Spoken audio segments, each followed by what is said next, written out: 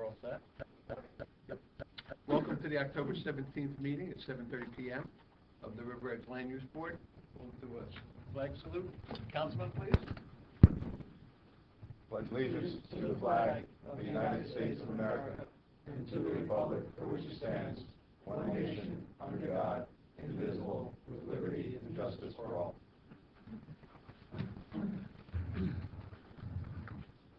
Okay. Adequate notice of this meeting has been provided by posting on the bulletin board of Borough Hall, by email, the Ridgewood News, the Record, and by submission to all persons entitled the same as provided by law of the schedule, including the date and time of this meeting. I would like to remind all members of the public that we have 3 fire exits, one here, one over there, one behind you. In addition, will be recorded by both audio and video for purposes of creating a public portion of this meeting. If any member of the public wishes to be recorded, they need only identify themselves by stating their full name and address for the record, and they can make a statement and so forth. Can I have a roll call, please? Councilman Shaniko. Present. Mr. Kelly. Here. Mr. Boland absent. Dr. Gerwitz absent. Mr. Merman. Here. Mr. Grasso. Here. Mr. Gray absent. Mr. Kasler. Here. Mayor Mignon. Present. Mr. Gibbons. Here. And Mr. Sedarius. And Ms. Boland was excused for this evening.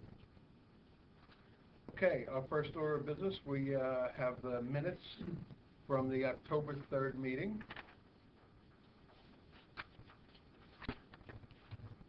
You should have had them in your emails or...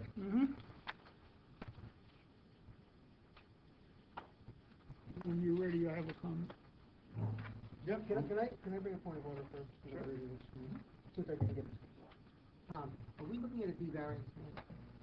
No. 4555D or something else? That's, it's on here. Yeah, but it says. That's what it says in the MLA. 4555G1. Yeah. But no, it's not. There's no use issue. It's a permitted use. Even though they're calling it a change of use from. Well, it's integrated in the ordinance, both professional and business office uses as well as medical and dental office. The ordinance treats them as separate uses, so technically going from a professional business office to a medical office. That therefore triggers the need to come before the board, and also that parking standard is higher for a medical office. I just want to make sure that was addressed. Any questions? Sorry. No, that's okay. No, it's perfectly valid. I thought we're getting an excuse area, but doesn't look like Yeah, on the minutes, it references that I was excused. I was actually present, because if you look on page 3, I'm actually voting on it. I had to recuse myself for the Mo's application. So recluse, not excuse. Correct? Yeah, because the cover page says I was excused. I was absent, but I was actually here. But I was here for the first part of the meeting. All right, so, yeah, so let's cross out it, and then, does it list you have being excused? Not excused. Recluse. Recuse, yeah. Routine. Second page says you're excused. Yes.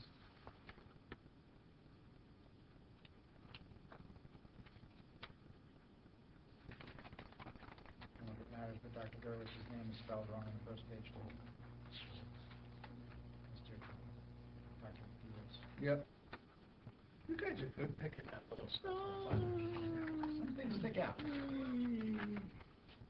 We haven't gotten to me yet. Start off easy. Mr. Merman, you have comments on the minutes? Sure. Please. Page 3. Okay. Second paragraph. Mm-hmm. 1, 2, 3, the third line down and the fourth line down. Basically, it reads, it discusses 2 square footages, 220 Mm-hmm. and 250. Mm-hmm. The sentence isn't very clear. I believe it should be fixed to read that the code requires 250 and they're only presenting 220. You were set? They were presenting much less than 220. Right. Well, I think all it was right. 145. It was a lot Well, less. all right. 180. I think it was So a you question can of what make the that actual change. number was. Page 3, second paragraph, third one down. They were not, they were. They were less than 200? There was 184, All right. something like that. All right, so Can we tell go- tell Brian. What was it again, a minimum of 220? Well, it reads here, minimum square footage is 220, and I believe that your code is 250. I think that should be cleared up, that the code is 250, and they're less than 200 or whatever, something similar like that. Because that sentence is not clear, and it was that way at the meeting, it was. Is the UCC code different than the borough Yeah. code? Well, is the minimum square footage the 220 or 200? Well, I It's think- 250 for the I borough, think- under the borough's code. I don't know if the UCC is the same. And have two different Use- things. UCC, it was either 220 or 225. UCC is 220, if I remember correctly, yeah. Because we just dealt with that with the FinRay application. Right. Well, that's what this is. That's That's what what it this is. Right, okay. It says the UCC, which is under the construction code, is 220, and then I believe that your The code. borough code is 250, that's correct. And it says either way, the unit did not meet the requirement. Okay, so then why don't we do this? Let me suggest this, believe that your insert the word borough code is 250. How's that? That would be clear, Yep, mm-hmm. all right? Because the way it reads now, it really doesn't make sense. That's it, for me, I believe, on that. Everybody else good? Looks like my name is misspelled in the fourth paragraph there, the one that starts with "we received a flurry of emails." Interesting spelling of it. All right, so the only thing I do want to say is, everything is done through recording, and the Page three. recording Oh, is, Caningo. the recording here is, at Phonetic. best marginal. So you're doing, I want to say you're doing a wonderful job with our minutes. She No, is, I she's do- doing a you are. great job. This is, these are, yeah, very intense minutes. It's a phonetic spelling, and you wouldn't have caught it on a spell check or something like that, so it's no big deal. Believe me, not the first time I've been misspelled. Oh, I'm sure. I'm sure. I got a motion to approve minutes as corrected. So made. Second. Okay, Mr. Merman and Mr. Kaplan. All in favor? All right. Aye. Any opposed, any abstain? Stand. Mayor abstain. It's not here. Okay, so next we have I'm going to skip to, we have a resolution here. Brian, can you just explain why the resolution on FinRay was required? You need to have some closure with your procedure. So the application was submitted, and ultimately withdrawn, and you want to have the resolution memorializing that withdrawal. Everybody remember what this was about? Sure. They wanted to transform a storage area that was 170 square feet to an apartment, and again, just what we spoke in the minutes, the Borough Code called for 250, and the UL called for 220. So under both of those schedules, they were undersized, and they decided to withdraw the application. For a motion to accept this, I'll make the motion. Mr. Merman, second. I'll second. Mr. Castle, you'll roll call that, please. Councilman Shaniggo? Yes. Mr. R. Kelly? Yes. Mr. Merman? Yes. Mr. Grasso? Yes. Mr. Caslin? Yes. Chairman Young? Stand. And Mr. Gibbon? Yes. Did you call Mr. Caningo? Yes. He wasn't able to vote on that because it was a Okay, debacle. then we'll change it to an abstention. Okay. Moving right along. Lowe's Southwestern Grill, 1061 Main Street, River Edge, New Jersey, block 1404, lot 3-01. This is for a resolution on approval. I understand there may be some corrections. This was done very quickly to get this before our meeting tonight. They had another meeting before we had to have this done, but our council was very accommodating in getting this out to us now. So if there's corrections, we'll take care of it now, so we can get this thing done. And there is. Okay? Should I proceed? You want Yes, sir. somebody else to go first? A couple of comments. First page. You have the first whereas, and you've got the third item. The third item has to be corrected to show that there were 3 pages and not 2, because one was double-sided. Right. And one of them, okay, so that's the easy part. You have to add a 4th item. You have this? Am I going too fast? See, No, he's a fast, Brian's a middle fast name writer. is Flesh, okay. Very quick. All right. Add a 4th item, because it was a submittal, an aerial photo entitled, in quotes, site map, also prepared by the One Stop Sign firm, Mm-hmm. and that's very important. Okay, because he was submitting the site map in lieu of the site plan Mm-hmm. requirement. Right, Okay. which we approve. Yeah, but it didn't show it that way in the minutes. Mm-hmm. Okay. Okay, let's go over to page 4.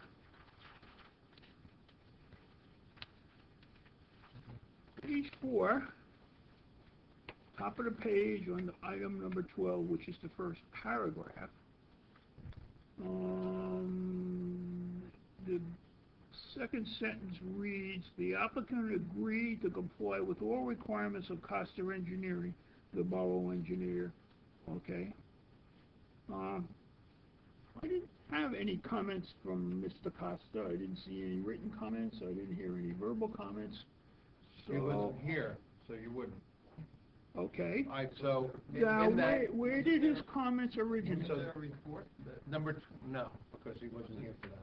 Well, Because we just needed a So plan. they'll comply, they'll comply with anything. All right, so, That's exactly what happened. all right, so let me explain. okay. That was me that Mhm. said that they would conform to any requirements that our borough engineer had, including a requirement that if he required it, the sewer lines to be TV, they would do that. Well- So that was me that brought that up. Okay, now, did he say that afterwards, or Who said it? well, there's no documentation for this, is what I'm saying. You've got a legal document here, you're citing something.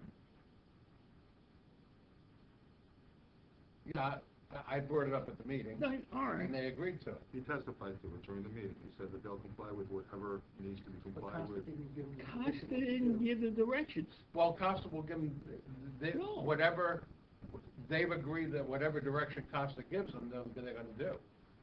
And that was agreed to at the There's a meeting. He should. memorialization of the agreement. The agreement. according to my understanding, and this was listed as a condition, and I believe it was raised by Mr. Howard Kelly, and if I am correct, That's correct. was that the applicant was requested to comply with any of the requirements imposed by the borough engineer. We did not issue a report setting forth the requirements. So in the event Costa Engineering requires any action, including the TVing of the sewer, that's what the applicant agreed to. My recollection as well. And that was put in as a specific condition. I think the first part's very broad. I agree they should mandate to TV the store. It was a restaurant before, we don't know the condition of it, so it should be. But suppose Mr. Costa comes back and says, I don't like the venting system, or I want an oil water separator, which is something more intensive than I think the applicant intended. Well, again, the agreement was any and all Yeah, but that's, of his requirements. You could also change that if you're concerned, based upon what the mayor said, the applicant shall TV the sewer line if required by Costa Engineering. well, why don't you change it so as generally required by Costa Engineering? Because That's like- Mr. Costa didn't specifically say that. I understand, but we have all requirements are generally required. Well- We're up to, what is reasonable or not reasonable. I'm trying just to Maybe nail that's it. the word you put in there, to- reasonable requirements. All right. With the reasonable As requirement. generally, I mean, that's, such as, I think if you do that, you're opening up Well- an unnecessary, can Well, of worms possibly, uh, absolutely. I mean, From a you- legal standpoint, you absolutely are, that there's no know about it, so. and not only that, all right. Well, I'm Can we just saying- clean that up somehow, because, Well, I know what everyone is saying, but we did not have the benefit of the report at the time That's that we right. heard the case. that's my problem. So, could there be other requirements that you're concerned about? None of us can speak to it. But that's what was said during the course of the hearing. Now, you can certainly limit this only to the TV or the sewer line if that's required. That's up to you. This is your resolution.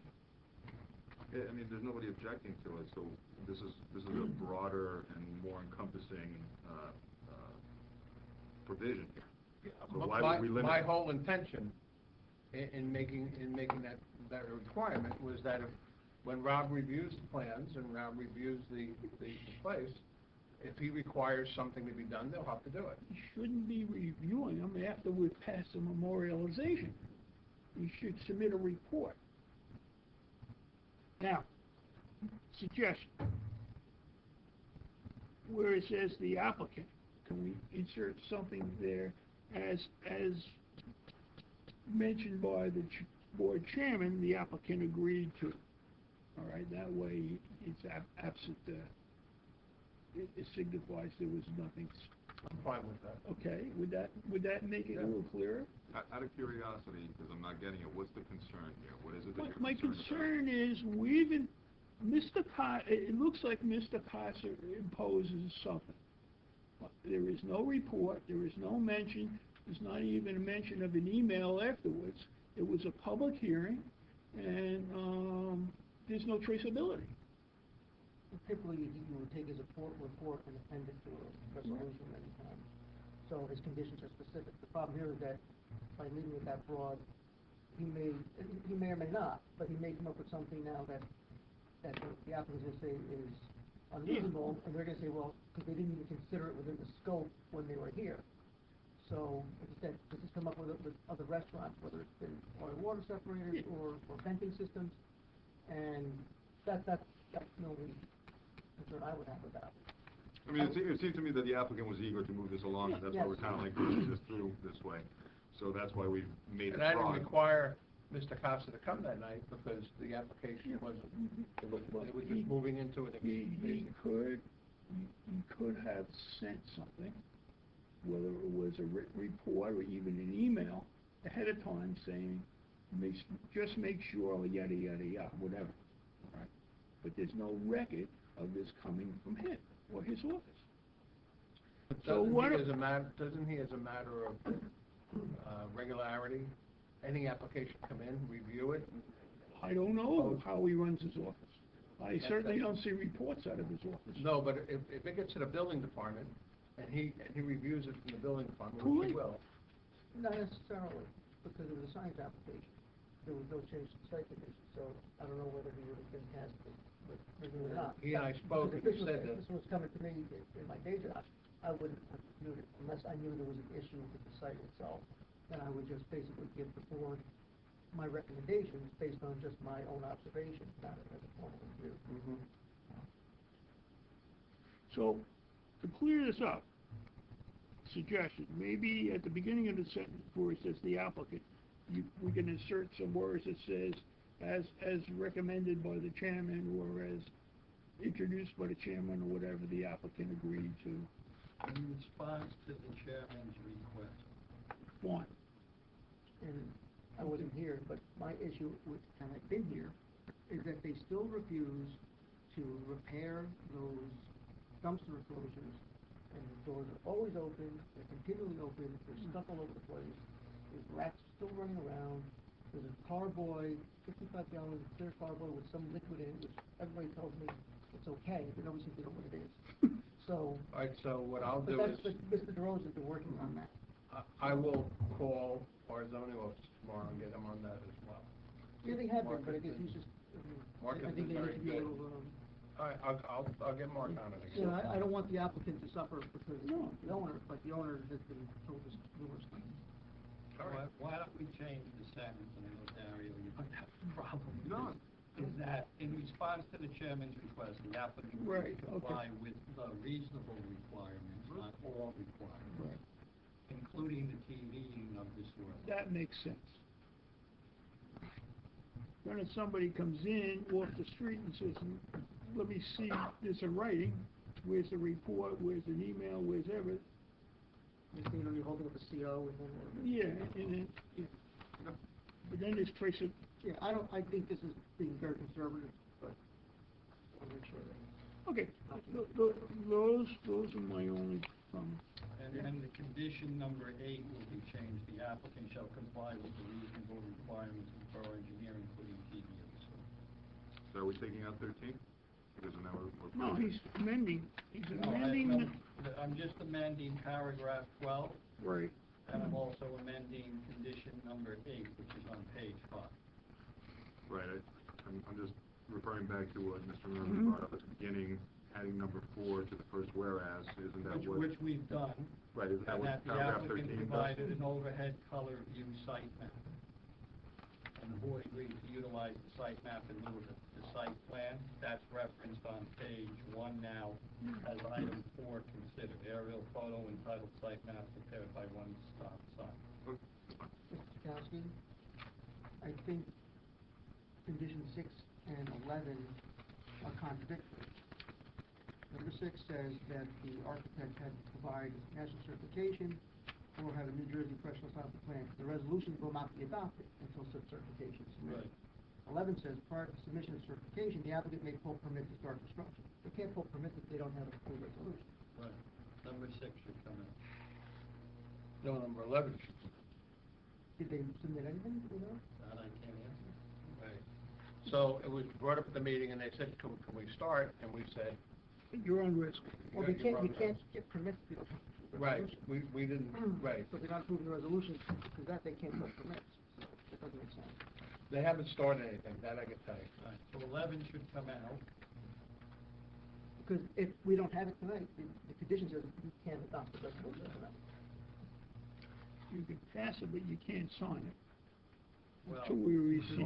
you could also change number 6, which says the resolution will not be adopted until such certification that, no permit shall be issued until such certification. We know that they haven't submitted that? We don't know whether it's or not. So I think that's probably good. Yeah, I don't wanna hold this up. And that's actually in your Might as well earlier, adopt the resolution, Right. now part of your compliance Well, because package again- is you have the certification. Well, the fact is that the building department should not accept plans if it's not from a Right. licensed architect in Jersey. So the checks Yeah, and the balances- issue was that there was a national firm that came in and submitted the plans. They didn't know if they were licensed in the state of New Jersey. It was from Georgia. And Mr. Merman made a specific, requirement that the plans be either stamped by somebody who's nationally licensed or by somebody by the state of New Jersey. So until that's done, they won't be able to put the plans. we have that laid out in 14 on page 4, that the same, covering the same ground here. Yeah. Yep. Normally do. But they said they were taking care of that right Right. away, and they would have it. Yeah. Obviously, none of us have seen it, so. That's why we said nothing until we get it. Yes. So then we're not voting on this tonight? No, we are. Well, You can vote I on think it, but it it's can't be subject to permit. signed. No, I but- changed it to No, permit. but 14 says you can't adopt memorialization. Right. Number 6 says you can't. Yeah, we So- taken out 11 and changed 6, that no permit shall But be you said, issued. but 6 talks about the resolution, whereas 14 talks about the memorialization, so it's two different things. I think that may have been the intent of one of those. Probably where somebody- memorialization. Yeah, the The memorialization, intent- because that's what normally happens in these applications, somebody, a homeowner else, well, can I start? And they'll say, prior to being memorialized, or they'll say, yes, you can, but it's your own risk. I think maybe that's. Yes, what- because it's been approved at that point, it's not memorialized, so yes. Right. So on 14, do we change memorialization to, No, I think you keep it memorialization. Yes, the intent was, the memorialization is not to be signed until the submittal of the proof of the design professional who is licensed in New Jersey. Okay. It's, the point is moot, they won't get the full permit if they don't have the proper certifications. I've eliminated 11 and changed 6 to the front. I think it just makes it clean. And then these won't be signed by myself or the secretary until we verify. Correct. Okay. Until they show. All right, no problem. Memorializing it and Jim can hold up something. Mm-hmm, okay. Anything else by anybody? A motion to, as corrected? I'll make a motion that's correct. Mr. Merman, do I have a second? Second.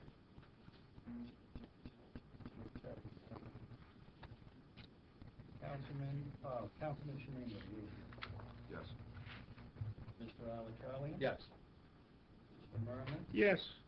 Mr. Grasso? Yes. Let's see. Mayor, you have to abstain. And so does Mr. Gibbons. Who did I miss? No, I was here. No, I have to abstain. Chris, Mr. Gaspar, same. Yeah, I wrote it in the wrong thing. And Mr. Gibbons. Yes. Okay, moving right along. It's for completeness review, Northern New Jersey Islands LLC, 63 Grand Avenue, Riverhead, New Jersey, block 1406, lot 7. This is a change of use and also adopting parking for medical use, correct? Correct. Good evening, Mr. Chairman, members of the board, Mr. Mayor. My name is Daniel Steinhagen. I'm an attorney at the law firm of B.D. Padavano in Montvale, here on behalf of the applicant, Northern New Jersey Islands. How do you guys do completeness? Is it an interactive process So, with the applicant, or do you want me not So to? we're going to, first, we're gonna, I believe that you're supposed to bring your green cards up tonight? Yes, I do have So them. you'll give them to our attorney? I emailed them to Mr. Chakowski. We have a complete copy of this, and it's been reviewed, so certainly if it's appropriate form, and the board has to. And there, Mr. Chakowski, there are additional green cards beyond what was submitted by Okay. email, but the mail was sent out, so it's just that more people confirm if they want it. Mr. Behrens? Upon reviewing materials, information sufficient for the board. Any questions from the board? A motion to I'll deem make this a complete? motion, we deem the application complete. Mr. Merman, second? Second. Mayor? Who made the Mayor? second? Mayor? Mm-hmm. Roll call, Councilman please. Shanino. Yes. Mr. Alicali. Yes. Mr. Merman. Yes. Mr. Grasso. Yes. Mr. Kazmi. Yes. Mayor Mignot. Yes. And Mr. Gibbons. Yes. Someday I'm gonna vote against my own. Thanks. Okay. All right, Then we're gonna go to new business. And this is for the application of Northern New Jersey Islands, again, 63 Grand Avenue, Riverhead, New Jersey, block 1406, lot 7. Good evening, sir. Good evening again. For the record, Daniel Steinhagen, B.D. Padavano, 50 Chestnut Ridge Road in Montvale, New Jersey, on behalf of the applicant, Northern New Jersey Islands LLC. The property in question is 63 Grand Avenue. It's an existing office building, formerly known and designated as Block 1406, Lot 7. Northern New Jersey Islands is the owner of one of the condominium units in that office building. It acquired its interest, I believe, in May. And after having been told that its use was permitted and went to go pull permits, after having been told that it was okay to do so, and then found out that they needed to come in and appear before the board because of the change of use ordinance. It says that, indicates that where there's a change in parking requirements is not an exemption from site plan. So we're here on an amended site plan. And because there is a deficiency on parking, it's our position that the parking requires a design waiver under your site plan ordinance. I know that Mr. Behrens indicated that it was a waiver. I'm going to ask for a determination from Mr. Chakowski so we know how to proceed with our proofs. If it's a design exception, it's one thing. If it's a variance, it's fine also, but I just want to, so I don't waste anybody's time. Jim, if I may, I agree that it's a waiver, it's under the site plan ordinance, so that's the way you should proceed. Thank you. But for the board's edification, I did read your writer to the application. You've indicated that this is an office condominium, maybe just to, preface what the board is reviewing, what's the size of the building and how many condominiums are there and what the current uses are, just to make it go a little faster. Sure. question, so we have it on the record. It's a change of use, but it's a permitted use to a. That is correct. So, I want that on the record, so That- nobody looks at it later on and says, why would the mayor and the council be voting on this? Yeah, basically under a site plan ordinance, because there is a parking requirement implicated, this is technically a site plan waiver with a design waiver. So what I wanted the board to hear is what's there today. I mean, I didn't realize it was condominiums until I read the application. So the floor area of the building is approximately 7,000 square feet? Oh, excuse me, 10,000, excuse me. And there's currently one occupant that has 5,000, another that, which is Dr. Falk, 4,500, or a smaller one. Dr. Falk, which is allergy and immunology of River Edge and Teaneck, has approximately a quarter of that 10,000 square foot space. And the applicant here is taking 2,500 and, sorry, it's about 2,500 square feet. And it is in the rider to the application, the exact number. What that does, so there's one professional office, one medical office already in the building. And there was previously, before the applicant acquired its interest, another professional office in there. That professional office, 2,500 square feet approximately, had a parking requirement under your ordinance of 10 parking spaces, one for every 250 square feet of gross floor area. Under your ordinance, the requirement for the doctor's office is one space for every 100 square feet plus two for each doctor. This applicant has one doctor and 25 parking spaces allocated to the square footage for the space, so the total parking requirement is 27 parking spaces for this occupant in the condominium unit that it's intended to be in, which is an increase of 17 parking spaces under the terms of your ordinance. I have three witnesses tonight. Dan Landman, who is the owner and operator of the practice, Matthew Garcia, who is an employee of the practice, who deals with the administrative issues related to the practice, and Bill Page, who is our engineer and planner. And the evidence that I will submit to you will show that although the nominal requirement under the terms of your ordinance is 27 parking spaces, we believe we actually require less parking spaces, fewer parking spaces than a traditional professional office based on the nature of the practice that Dr. Landman operates. So, you need 27, and you have how many? Well, I apologize that I neglected to mention this. There are 37 parking spaces on the property currently. Mm-hmm. With this use, the parking requirement would be 74. We're increasing from 57 under the allergy and immunology, and the remainder being professional office. So it's an increase of 17 spaces. So just so that I'm clear. Yeah, because I'm a little lost here, too. And maybe I can clarify. Mr. Steinhagen did an excellent job with the rider to the application. There's a 5,000 square foot commercial office, Kittredge and Associates, which has a parking requirement of 20 spaces. There's also Dr. Folk, who has similar size, 2,500, which requires 27 spaces. So to put it in perspective, the additional use here with the other doctor's office would require 54 spaces total under your ordinance, where the commercial use, which is the size of 5,000 square feet, only requires 20 spaces. That's correct. So under your code, you would need 74 and you have 37. Correct. 74 and 37. Right.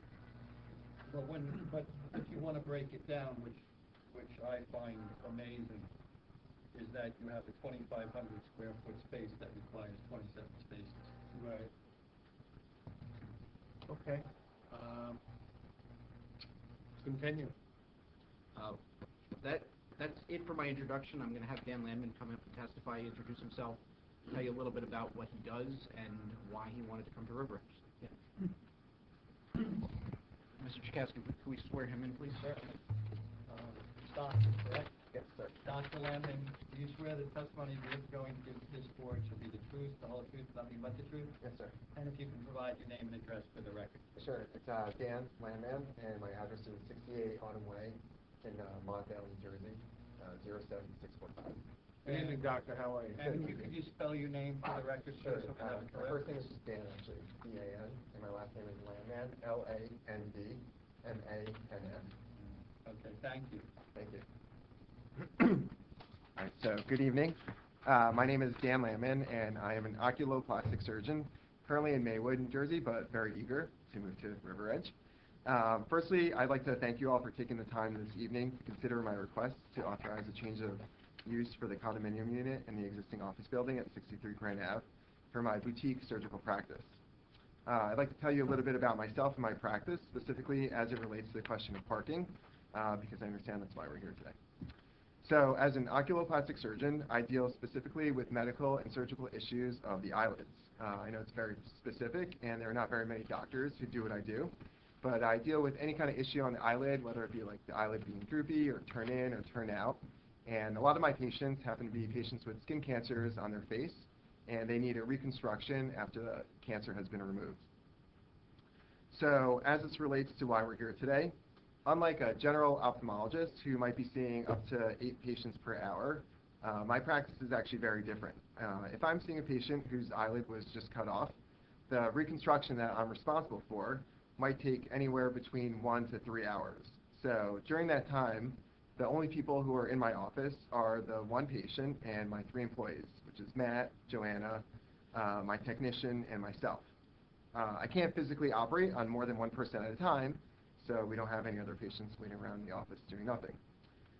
We look back at the past few months of our patients, and on average, I see about 1 to 2 patients per hour.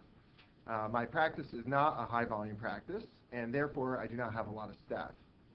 In fact, the reason why I started my own practice is because I pride myself on having a very close-knit family of people that I work with, and being able to provide exceptionally high quality of care for the patients that I serve. The other unique aspect of my practice that relates to parking is that I run a telemedicine platform. Telemedicine is a new concept, and so for those of you who are not familiar with it, is the future of medicine, and essentially is the ability for a patient to see a doctor over the internet. So the website that I have is called styguy.com, and for patients that get a sty, which is just like a pimple on your eyelid, rather than coming in to see me, patients can FaceTime with me, and I can call in an antibiotic for them over the internet without actually even coming into my office. So I'm literally driving patients away from coming in to see me. This is, in fact, what I perceive a significant portion of the future of my practice to be like. So if anything, my ultimate goal would be to see less patients in my office and more patients on a virtual basis. Currently, only less than 5% of my my appointments are via telemedicine because we just launched this past year. But this is actually rapidly increasing because I'm starting to do preoperative appointments and postoperative follow-up appointments via FaceTime. So ultimately, I would expect about 50% of my appointments and encounters to be virtual. So with regards to scheduling, I typically operate in the hospital or an ambulatory surgery center about 1 to 2 days per week. I also take about a half a day per week to catch up on paperwork. So during those times, there are no patients in my office. I've also confirmed with Dr. Falk, the other medical practice in the building, that we alternate the days that we're not in the office, which helps mitigate any patient overflow that he might have, if anything. I'm also the very proud father of 2 baby boys, a 7-month-old and a 2-year-old.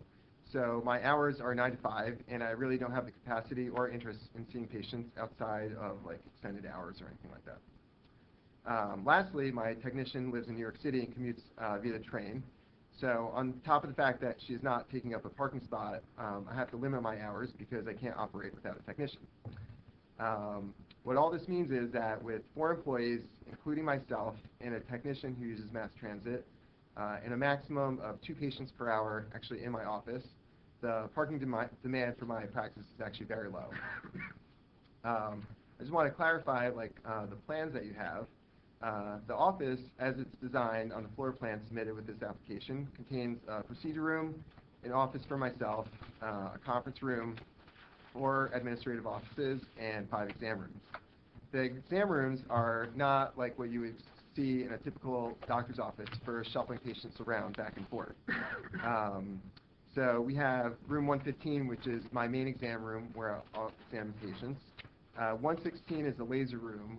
The laser equipment that I have is actually very expensive and delicate, so I can't shuffle that around. So the only use for that room is if I'm doing laser. 110 is a pre-op and post-op recovery room, so that's only for patients that are going to have surgery in the procedure room, and then when they're done, they come back out, back into that room to recover. Room 103 is just for injectables, so if I'm doing an injectable procedure, then I have the equipment that I need for injections in that room. And then 104 is set up just for photos, so that's the only time people come in and out of that room is to take a photo, and then they go into my exam room. On a personal note, I am young, and I am really looking forward to being a part of the River Edge community for the remainder of my hopefully long career. I grew up here in Fair Lawn, where my parents still live, and one of the most influential aspects of my childhood was being able to shadow with an eye doctor, which is what inspired me to get to where I am right now.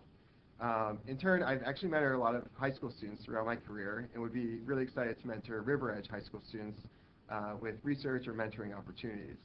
I do feel that as a member of the River Edge community, it's not just important, but also actually very enjoyable for myself to contribute and participate in the community. And then lastly, I would like to touch on the fact that I did purchase this condo late April, and prior to closing, both the seller's realtor and I verified with the town that the unit was approved for medical use. In fact, we actually called twice to check this. The issue of parking had never been raised until we applied for our certificate of occupancy in July. Unfortunately now, October, and I've been paying both rent and a mortgage, which is causing a serious financial burden to my practice.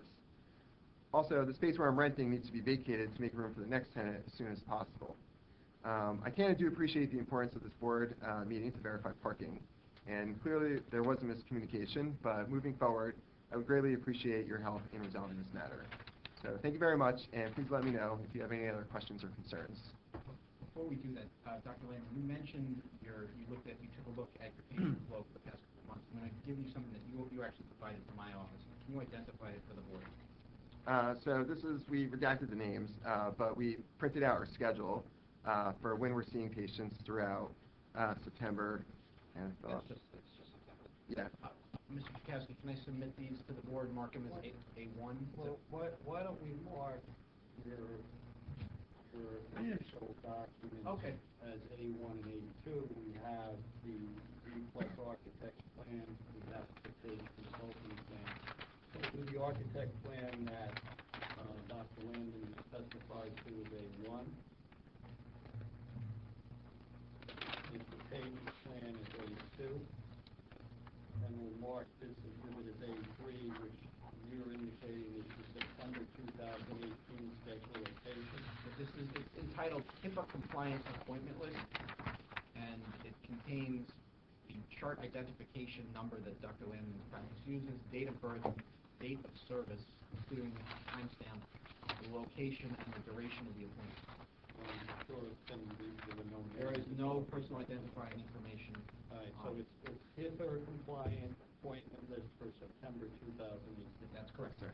And Dr. Landon, I'm going to have to ask the board, but while it's being passed out, you testified that you took a look at it. Does the appointment list we're giving out right now? Thank you. The appointment list, does it accurately and fairly reflect your typical and traditional patient volume on a monthly or on a daily and monthly basis in your practice? Yeah, every month is about the same. And do you intend or anticipate or is there any reason why you think it would be different in this new facility? The only thing that would change over time is that we would do more FaceTime appointments. So it would be lower then? Yes. Okay. So, for example, on the first page, is there any time, for example, on September 4th, which is the first date, was there any time when there were more than one patient, or more than two patients, theoretically there could be one who arrived early in the office at any one time? I don't think so. I mean, it almost never is. Thank you. I have no further questions for Dr. Landon. Make them available to the board for any questions you might have. Yep, sure. Go ahead. You want to wait until we're done? Yeah, I just have one Okay. question on it. So, let me go to our professional first. First, simply a change in tenancy from professional office use to medical office use. Actually, I was just asking if you had any questions from the doctor. Right now, we're just doing questions on the doctor. Board members, any questions, just from this witness? Yes. Merriman? Actually, I have two. Yes. The second floor, which you're proposing to occupy, part of it. In the end, that total floor will be occupied by medical usage? Yes, sir. Including Dr. Paul? Yes. Okay.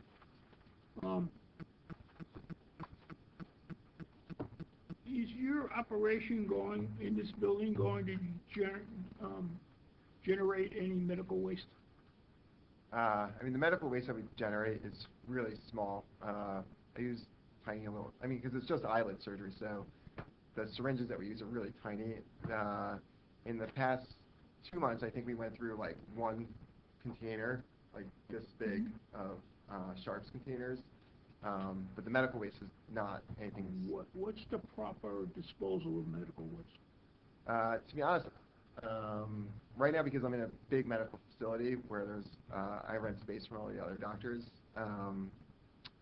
the doctor that I rent space from, he's got the contract to like dispose of the medical waste. But it's about like the size of this paper cube. But the only thing, so right now I'm renting space, and Whatever the required, whatever the state regulations are for disposal of medical waste, that will be applied.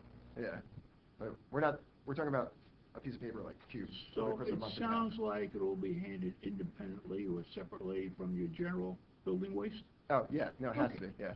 All right. Yeah. So, yeah, and we'll list that as if we move forward, we'll list that as a part of the memorialization. That comply with state standards. Yeah, I have to. Mr. Merriman? Those are the questions I have for the doctor. Thank you. Doctor, did you say 115 is the procedure room? Or which one is the procedure room? I'm sorry. 115 is the main exam room that I foresee using. 121, near your right hand there. Yeah, 115 is the main exam room. Sorry. And then the large room on the bottom right, 121 is my procedure room. With your practice, you don't schedule, say, surgeries on a specific day, case by case, or you have some doctors, do the procedures on Tuesdays and Thursdays, and do exams the other days. Sometimes it varies, right? Because sometimes I work with, do you guys know, a Mohs surgeon is a special dermatologist who cuts out skin cancers. I just had that. Oh, sorry. Sorry. So I work with a bunch of different Mohs surgeons because there's not very many oculoplastic surgeons. So, Dr. Ashenoff she cuts out skin cancers on Mondays and Wednesdays. I'll either do a repair on Monday, like Wednesday or Thursday the next day. But then there's another guy who operates on Tuesdays And then if it's a bigger case, I'll do it in the surgery center. So, coordinate with their staff. Are you all outfitted and ready to go? Yeah. For them? Well, I mean, in terms of your equipment and your room. No, we haven't been able to. No, do I anything. mean, Oh, demo. sorry. They have to, Notwithstanding the earlier discussion, should the board act favorably, we're going to ask if you're so inclined to allow us to at least start doing some work so that we can get moving on this, because we've been sitting for several months, and we would like to make that happen if possible. We'll get back to that. Mr. Kaplan? No question. Mayor, you done? And just to be clear, I know you're a single doctor at this point, you have no plans to add other doctors, rent space to No. a similar doctor? I'm actually in a very good place right now, and actually very happy with staff. So the plan going forward is just you are the doctor? Yes, sir. With your staff? Yeah. So this will be your only office? Yes, sir. Okay. Just a general question too. Before this is final or memorialized, we just add some more notes on the architectural plan to specify that these exam rooms are for specific purposes. So if somebody doesn't come later on and say to us, well, you approved this with 5 exam rooms, now we have 4 doctors in there now. So just a chart showing what your rooms are and what the use is. Tell them what it is, and we can obviously submit something to Mr. Chayowski. But if you would submit just a revised drawing, either with the Yeah. note or the exam rooms labeled, because I believe we had 5 and 6, we had like the laser room, the pre-op room, the photo room, the injection room, and the main exam room. Uh-huh. And the surgery. Yeah. So I think it was 6. they could either be identified on the plan, or there's going to be a notation on the plan with the room number, what's being used. Sure. So if there's an approval this evening, we'll just make it subject to revised plans. Yeah, it's Very minor. Mhm. It's just more for future reference. And do it, Sir? In the file. with that, would, Do you think it would be prudent to put something in there that, the applicant would not be permitted to sublet any premises to other doctors? So to alleviate a potential parking problem down the I road? think that would have to get kicked back to us. That were, if we put in language that would, if that were to happen, you would have to come back to get approval for more space. and adding a doctor would necessarily bump the parking requirement up. That's right. But it would also change the usage of that space. So if you're asking for a waiver here because of his particular practice, but he brings in another doctor who's an EMT who has, 30 patients a day. Well, we're asking to change the use from professional to medical office, and with one doctor. So it would, I don't want to speculate what it might be, but another doctor would require an amended site plan. With one doctor in your office, and we still have Dr. Falk on the rest of the floor. That's why I asked the question, the whole floor is gonna be medical. Correct. Yeah, okay. Yeah, I think the way that Mr. Steinhagen phrased it, that your conditions, that this is limited to one position. Correct, In- that's in what we're doing this- right In now. this space. Right. Okay. Good question. Anything else? No. Councilman? Nothing. And just my one question, Doctor, on what we've marked as A3, when I look at this, it says office, main office, does that include patients that physically are in the office and those Oh. who do FaceTime? Because I didn't see FaceTime. I didn't No, see yeah, anything so, else. the way our system is built is, so main office is my office, but then if I'm seeing somebody at the surgery center, it's called Vanguard, and if I'm seeing someone at the hospital, it's called Hackensack, so, yeah. Right, but what about FaceTiming patients? 'Cause I don't see any on here. Oh, and then the FaceTime, yes, that's a separate office, because that's like, I'll usually do it at the end of the day, So like it'll be sometimes. marked separate. Yeah, Okay. This is just intended to represent the physical patients in the office that Dr. Landsman is going to, or that currently occupies. Right, I just wanted to be clear that this did not include those patients that we keep FaceTime. yeah, because they're definitely not there, Doctor, you have official hours of operation? 9 to 5. Well, I'm sorry, patient appointments is 9 to 4:30, usually. 5 is if I have to. So 9 to 6 would call it safe?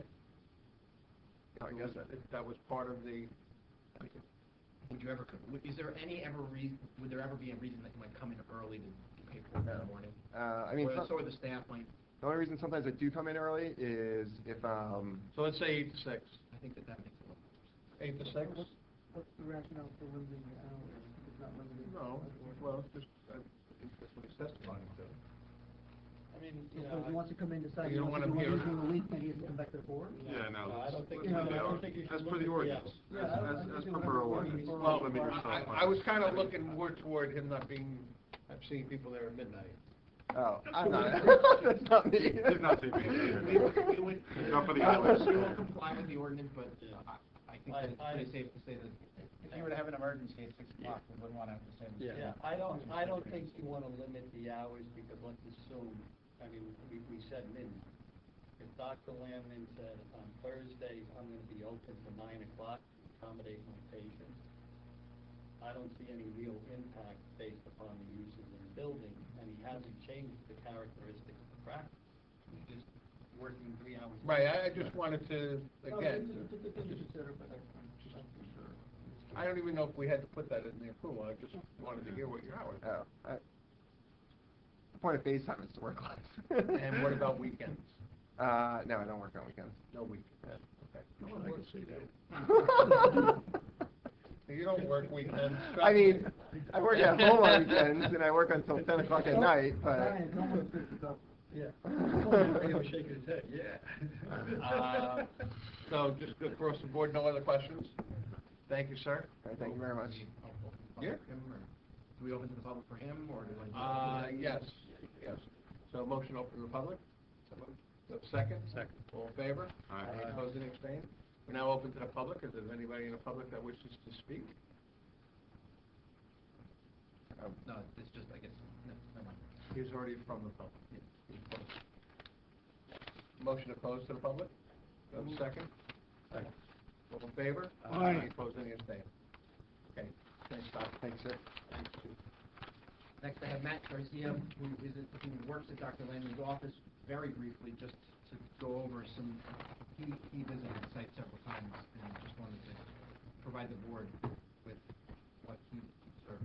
So, Mr. Garcia, do you swear that testimony that you're about to give this board shall be the truth, the whole truth, and nothing but the truth? I do. And if you could state your name and address for the record and spell your name. Sure, it's Matthew with two T's, Garzia, Garzia, 51 Laurel Avenue, Dumont, New Jersey, 07628, and I am the office manager of the practice. Good evening. How are you? Thank you for having me. Matt, in preparation for tonight, we asked that someone go out to the subject property and take a look at what's going on in the parking lot. Did you do that? I did. Can you tell the board what the document that I handed you is and who prepared it and what it shows? Sure.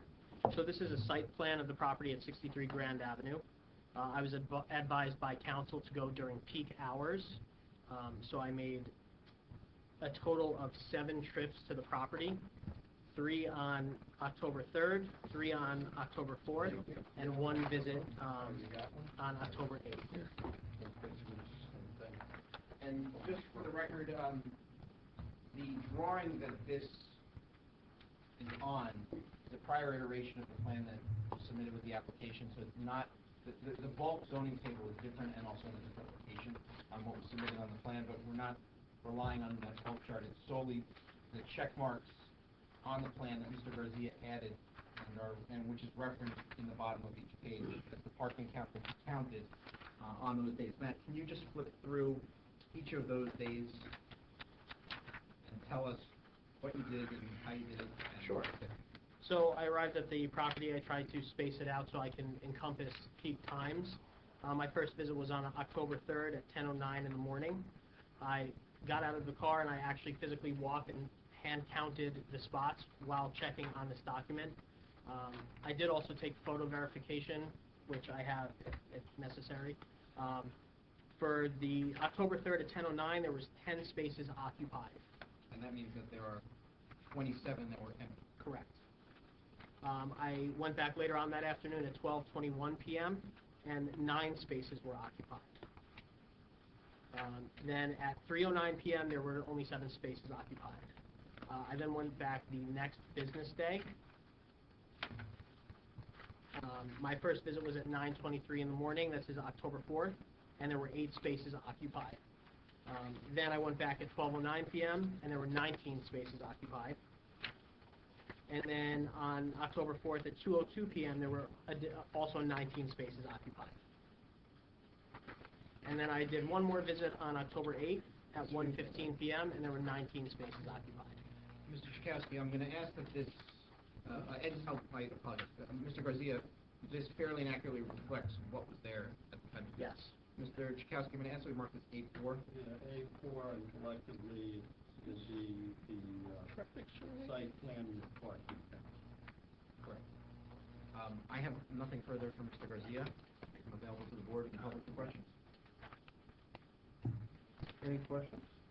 Yeah.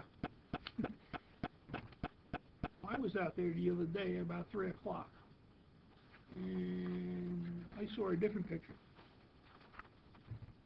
I would say approximately 3/4 of the lot was full at that time of day. Be full today. 2 days ago. It had to have been it had to have been yesterday, actually. Yeah, because I was traveling on Monday. In my observation, Mr. Merman, is that the count that by Mr. Garcia conducted, October 3rd was a Wednesday, October 4th was a Thursday, and October 8th was a Monday, which was Columbus Day.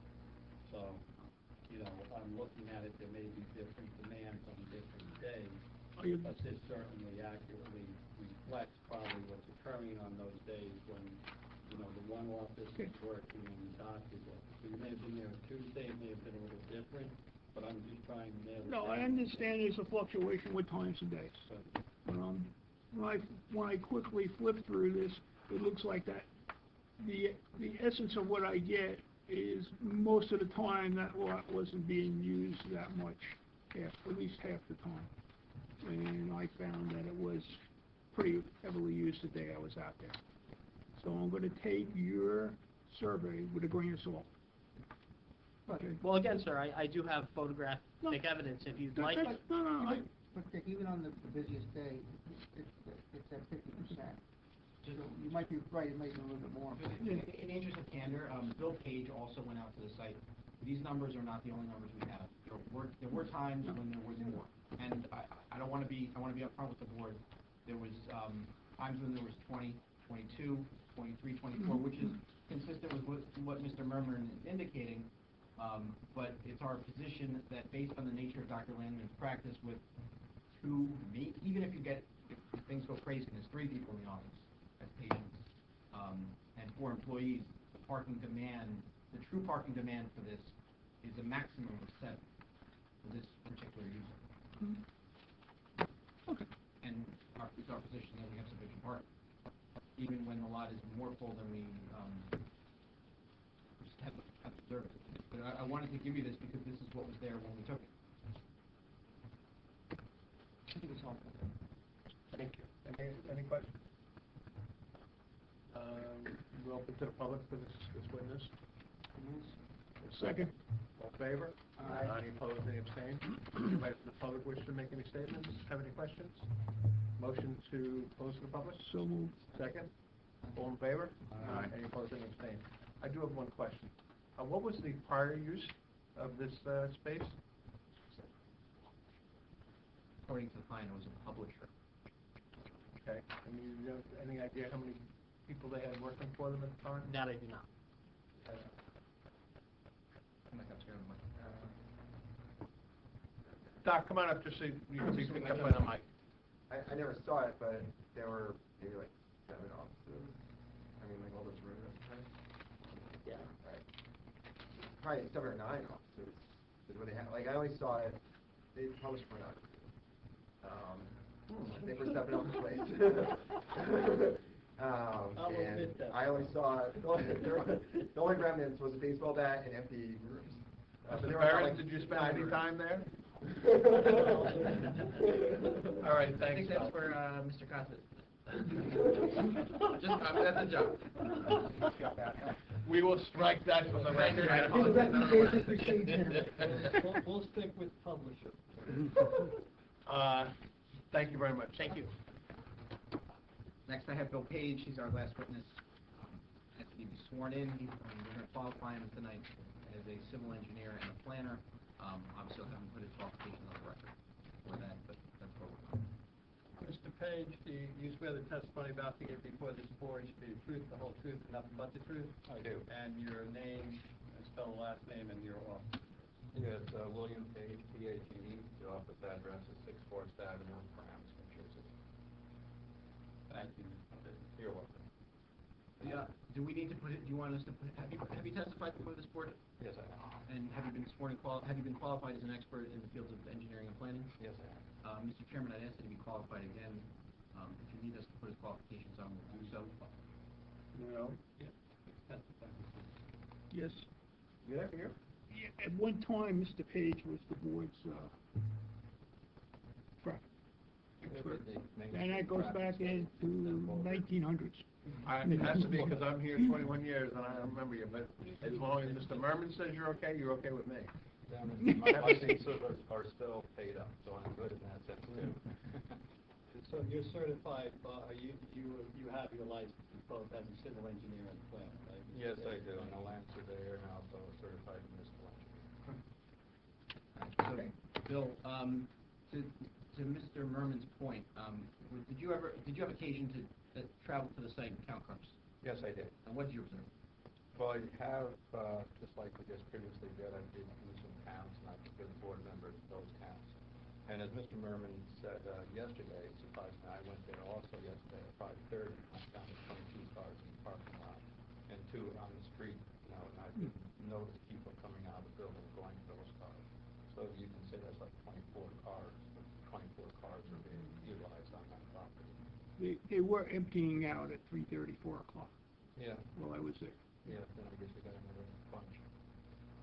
But the counts that we did, the lowest number was 7, and then we had quite a few days where we had 19 cars.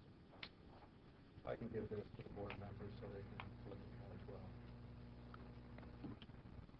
And that'll be A5, Mr. Steinhagen. Yep.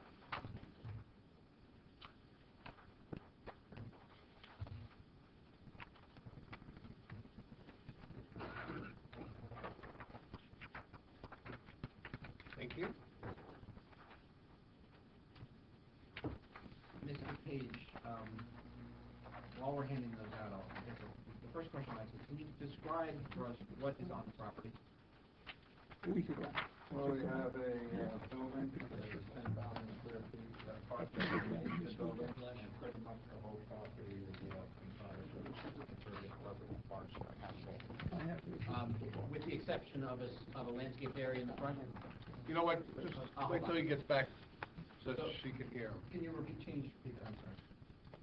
Yes, the building, the property consists of a 2-story building with parking underneath it. The majority of the property consists of asphalt, the parking lot. There is some greenery in front of the building on Grand Avenue and a small strip along the side street. And how many parking spaces are located on the property? 37 parking spaces. And is there any place that additional parking could be provided on the property? The way it is now, I would say no, unless you did major renovations. And doing so would entail the elimination of the green space that there is along Grand Avenue? Yes, it would. Having heard the testimony from Dr. Landman and Mr. Garcia and your own observations, do you have an opinion as to the sufficiency of the number of parking spaces that appear to be available on the property, with taking into account the usage of the parking lot under current conditions? I definitely do not see a problem, with the parking that is available, even when Dr. Falk, who has, I guess, the majority of the activity within that parking lot, would propose what Mr. Landman proposes and the way he described his practice, I definitely feel there's enough parking. And you mentioned that you think that Dr. Falk is the primary user of the parking lot under current conditions. Why is it? Again, when I observed the parking at 5:30, again, there is 2,500 square feet that is vacant within the building.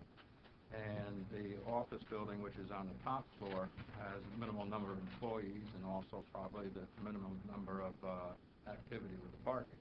So I would say that the people that I saw coming out of the elevator, getting into the cars, it was like individuals or people with children and that. And I do understand that he's like an allergist, from my understanding. So again, he generates a lot of activity, I'm sure. Okay.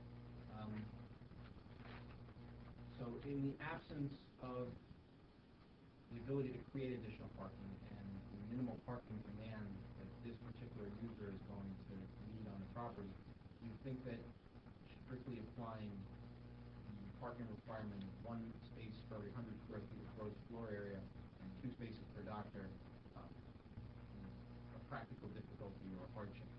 I feel it's a hardship because, again, I've been on a lot of boards, in other communities, and I see and I feel that this parking requirement is expensive, and it is a hardship. And this is a permitted use on the property? Yes, it is. And there's nothing else that we can do? No. All I have for Mr. Page. Anybody on the right side? Can we hear from the planner first? Oh, because I have questions for Mr. Page, but I'd like to. You issued a report. You issued a report. I issued a letter of denial. Okay, fine. Yes, I stand correct. All right. Do you have any comments on the parking requirement count presented by the applicant? In terms of what they observed in the field? No. Or how many? The calculation, the Um, required calculation as presented by. Well, the calculation presented on the plan is 74 spaces, and I did a similar analysis and came up with. Okay, so you agree with the calculation? I did. Okay. One. Do you have any questions of this witness? Not at this point, I mean, your plans obviously reflect the current conditions on the site. Are any of the spaces restricted in any way at this point in time? There are some, yes. Could you just give the board an overview of what? Okay, the restricted parking spaces on the site plan, the board members have copies of that, the shaded area, and those are the reserved parking spaces.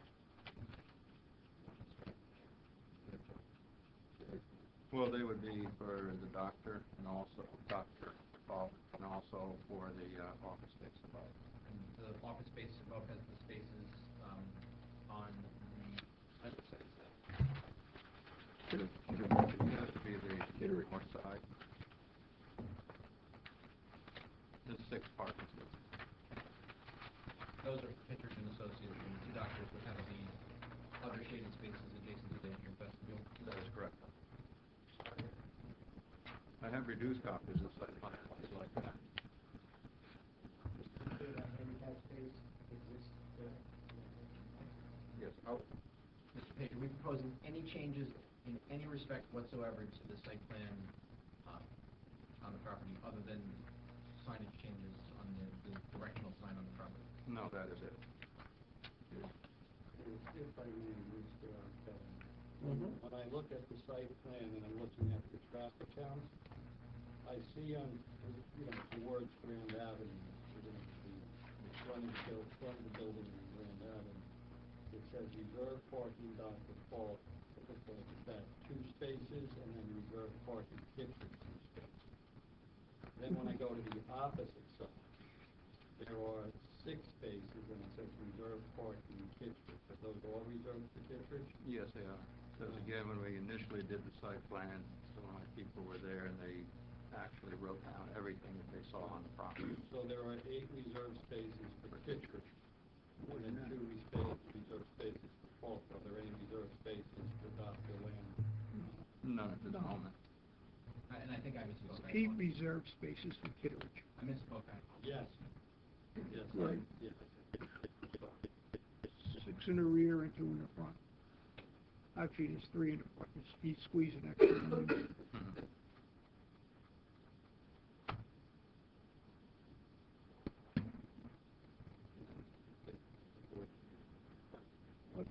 I do. But you can go first. I just had a question, Mr. Page. You indicated that, and I think you did, that based upon your experience with other municipalities, this standard is quite prohibitive, correct? Well, I wouldn't say it's prohibited, but it is extensive. It is extensive. And, can you point to any published documents such as ICE, what typically would be applied for some form of medical use if you want? I can get that to the board members if you would like. But it would certainly be less than Yes, it 27 would. spaces. It would be. Probably be more in the range of, let's say, 10 to 12. Yeah, I would say that. I just wanted to try to give an idea of what the realm of space is typically be. Thank you. That's all I have. My turn? Yes. When you were out there, did you observe a dumpster? Mr. Page? I didn't. You didn't? I didn't notice. All right. There happens to be one. And it's not in an enclosure either. The dumpster that I observed was at the north end, at the end of the aisle, against the curb. So, in essence, that dumpster precluded the person from parking in the unshaded spot in that corner. So there's an unshaded spot, then there's 6 spaces reserved for the 3rd floor tenant. For the sake of the clients that are going to be visiting this building, particularly the medical, I'm recommending that you take the Kitteridge sixth space, the westerly one, and stripe it opposite. Move him over to where that blank space is. Let him suffer, not the patients. All right? I don't know if that can be done. Right. Sure it can. There may be issues related to the condo document. Condos, the condo documents may restrict what But they can't block it, actually, space Right. is counted, so, landlord issue. He's got a real. The location is the landlord issue? Well, it's not a landlord, there would Condo be, association. Well, is there a yes, management the company management that takes Too care many of the people property? talking at once. There is. There's a management company. We'll make the request that then they move the dumpster. Where are you gonna put the dumpster? There's no place to put it. Right now, I would say a patient who's not familiar with this operation, especially an more older individual, is got one heck of a lot of maneuvering to get into that unmarked spot. That's my point. Okay, and I prefer, since Kitteridge might not be using all the spots, let that be his empty spot by moving it over to there. I'm sorry, Mr. Mervin, I'm just gonna, on a condoed building like this, a tenant or owner of one piece of that condo, just much like a residential, I don't think he's gonna be able to dictate what happens without having a vote of the whole board, to be able to move something. If it's there illegally, that might be a enforcement issue. But as far as an owner of one particular unit, I don't know if he's gonna be There's able another to option, if this is really, facilitate if that. this is really the only space for the dumpster, we just eliminate the space to the variance for You get a bigger variance. one space. So, I don't I'm think- fine with that. That's something that's in our purview. So then to say that rather than 37, it's 36 spaces? Yeah, if it becomes clear that that's the only place to put Well, the dumpster. the doctor just showed me a photo where the dumpster wasn't in that parking space. So no, I it don't wasn't know. in it, but you So- cannot enter that Okay, space. I understand what you're saying. But why not be safe than sorry Well, for one space? Then we'll make the request to amend the application to reflect that it's if, that there's 36 spaces. if it can't be relocated. If it can't, correct.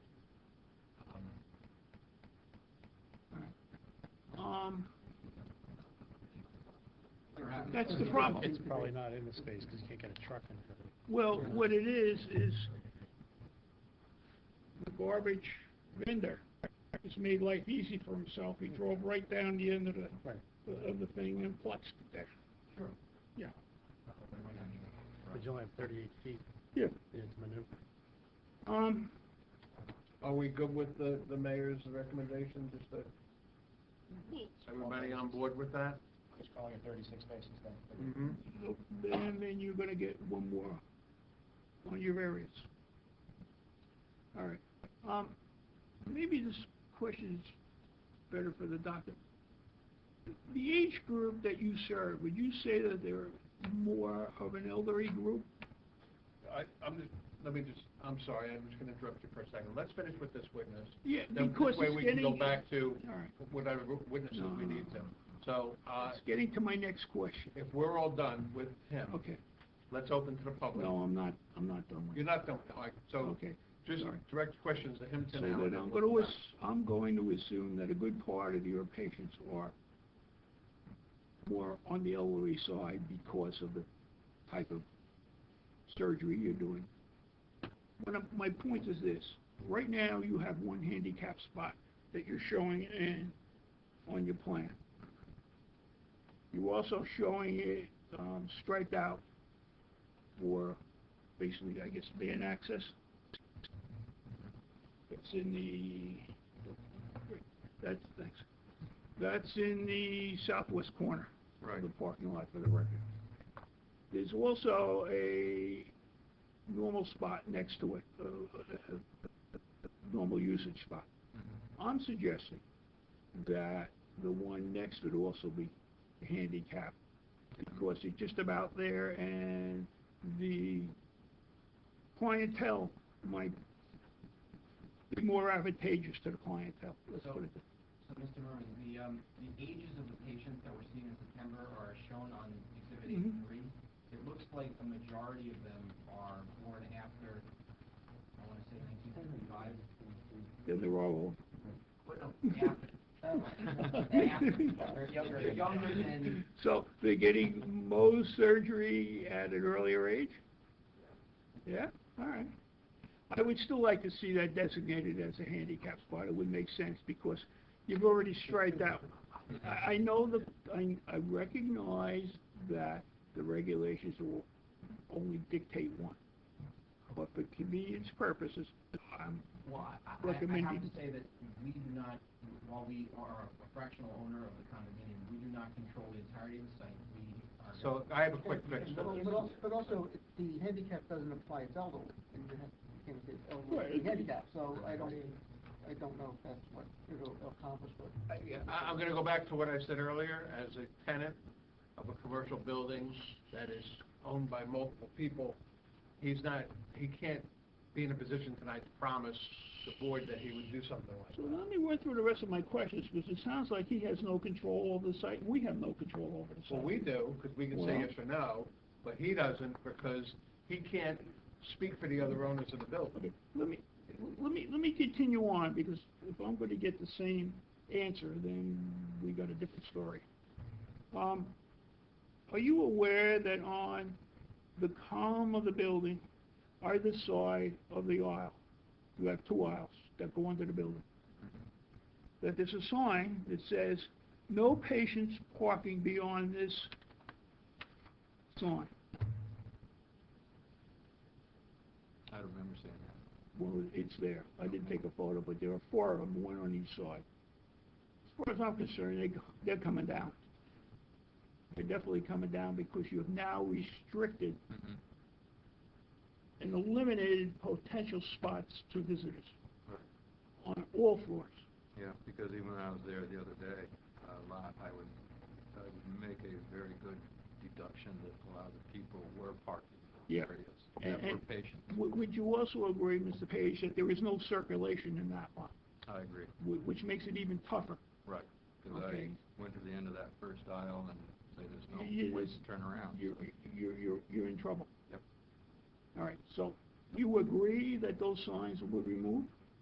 I mean, I agree with you. I can't say that they'll be removed, but I agree with your suggestion. I mean, I think we can make the best, make the request. I can't promise it, but we'll make it happen. But I don't, we'll use our best efforts. Then why come to the planning board? Because we're here on a change of use. Now, I also have some other issues in that parking lot. It's not striped at the moment, you understand that, so you can still do it. I really recommend and think that there should be arrows at your entrance exits, painted. And I also think there should be a stop sign at each one for safety. I mean, that's typical. That would be typical. That would be difficult? No, typical. Oh, typical, yes, all right. And are we gonna have an issue with the condo board on that?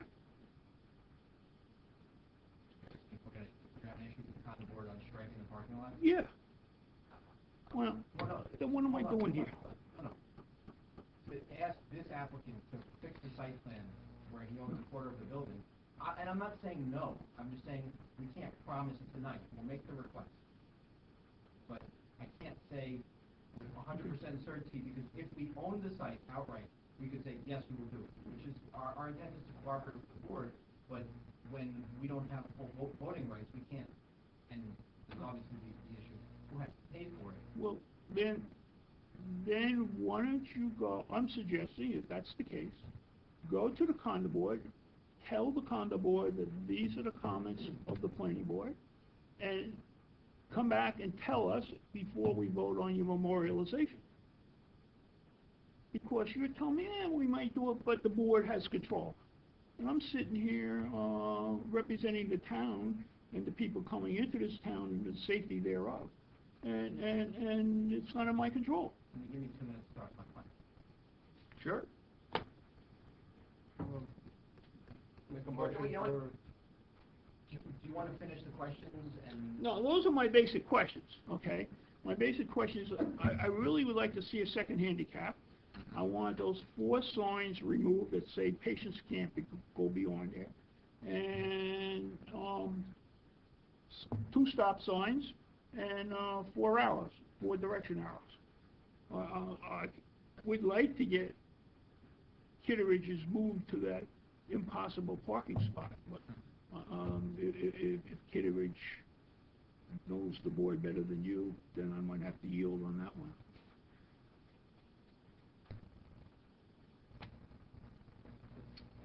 Brian, you wanna weigh in real quick before we?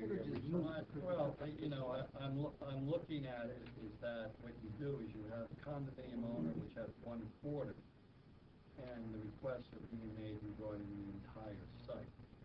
My initial reaction is that I don't think it's unreasonable for what's being requested, but I don't know practically that it could be handled. Well, my vote is gonna be dependent on that. I cannot support this application unless I see that stop sign, those arrows, and that extra handicap spot. And we've eliminated the 1 spot because of the dumpster. They don't have a picture of the site.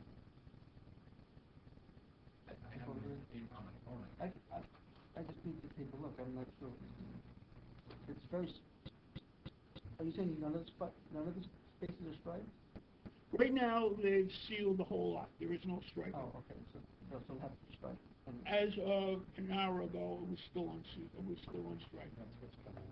So we need to, still gonna restripe it anyway then. You have to restripe it anyway. I mean, we're not asking to bring out a paint You don't have machine stop just to put in 4 arrows and a stop bar. Is there a mechanism the town has, like from the town engineer, the planner, No, and the don't building get him department involved. that could? We could have solved it here. I think the fact that it's being restriped, that's important, restripe. Right. At least the arrows, that's common, so. I assume there's an association that exists that does have some regular meetings of the owners. Yes, they do. You could always canvass them somehow. I'm sure we can, it's not that we don't want to do it, it's just No, that they're not here and we can't say. Of course, no, I understand that, I'm merely asking the question. I'm sure the board has jurisdiction under the site plan ordinance to require that it be striped. It can be striped anyway, so that part I don't think would be an issue. You know, it may be planning, I'm just thinking out loud, that the board can certainly grant the application subject to these conditions to be acted upon within a certain period of time. If they can't be done, then the applicant can return to the board. I've been burned that way before. So, I'm just gonna, I would imagine that when this building was originally approved, that the striping was approved with the approval of the building and building. So striping is not there, and I'm just addressing the striping right now. I would imagine that enforcement action could go to the point of pulling the COs if they don't stripe it after they've done the sealing. So I would imagine that we can send downstairs as an enforcement issue. As far as changing things around, that's where it becomes a little sticky, because again, he only owns 1/4 of the building, you got several other owners in that building, and if they say, well, we're not gonna do it, then he's stuck with a unit that he can't use. And that's, unfortunately, somebody didn't do their homework, and that's why they're here. So they're here tonight for the relief of a mistake that was made when the doctor originally bought his unit. So he's stuck between a quandary here, because there are things that we're asking of him that he can't say yes to. You can say, yeah, The striping's just No, the striping is not an issue. They're gonna have to do the striping, because if not, Parking lot, they they can be, can't do yeah. It's not that I don't want to say it. I want to say it. It's just that we have obligations to, the condo board controls the property.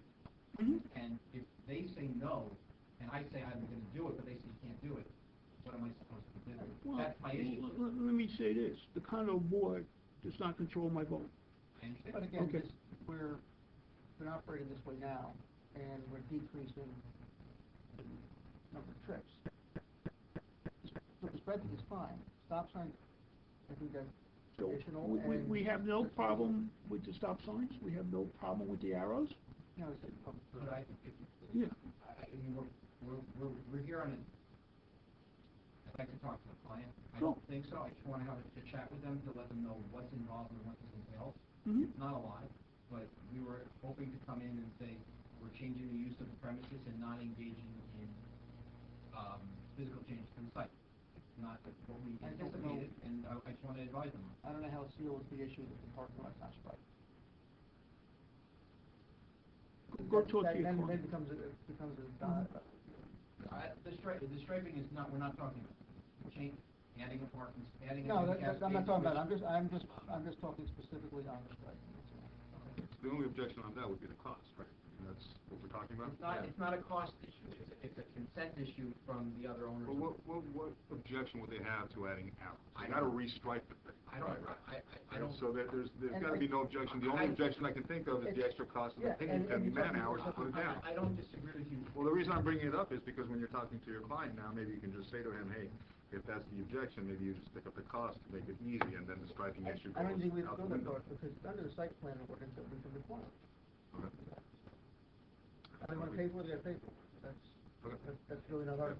That I wasn't aware of, that we could just Yeah, require it no, at this because, I point. mean, it's- I think. I'm sure the site plan ordinance gives for, I'm gonna just go to our planner for a second.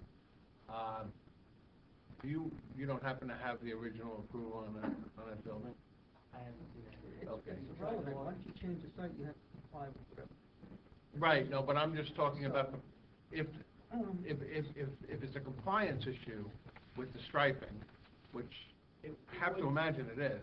I would think it should be striped regardless, so I think that's something that's gonna happen. I What was about more the hours? expressing concerns about removing signage that's there. Someone put it up, we don't know who. I just want to make the request, because All right, so let's stick with the striping just for a moment. So, to globally wrap ourselves around this, what if we gave them, an approval, and we gave them a 6-month window to have the parking lot striped? The doctor could put whatever pressure he has to do to the combo board to have the unit striped, otherwise he's not gonna get a CO, a permanent CO, he'll lose his temporary CO. And we get past the striping. The striping, I think, the larger point is that issue if they are restricting where patients can park. Correct. But that's not under his control right now.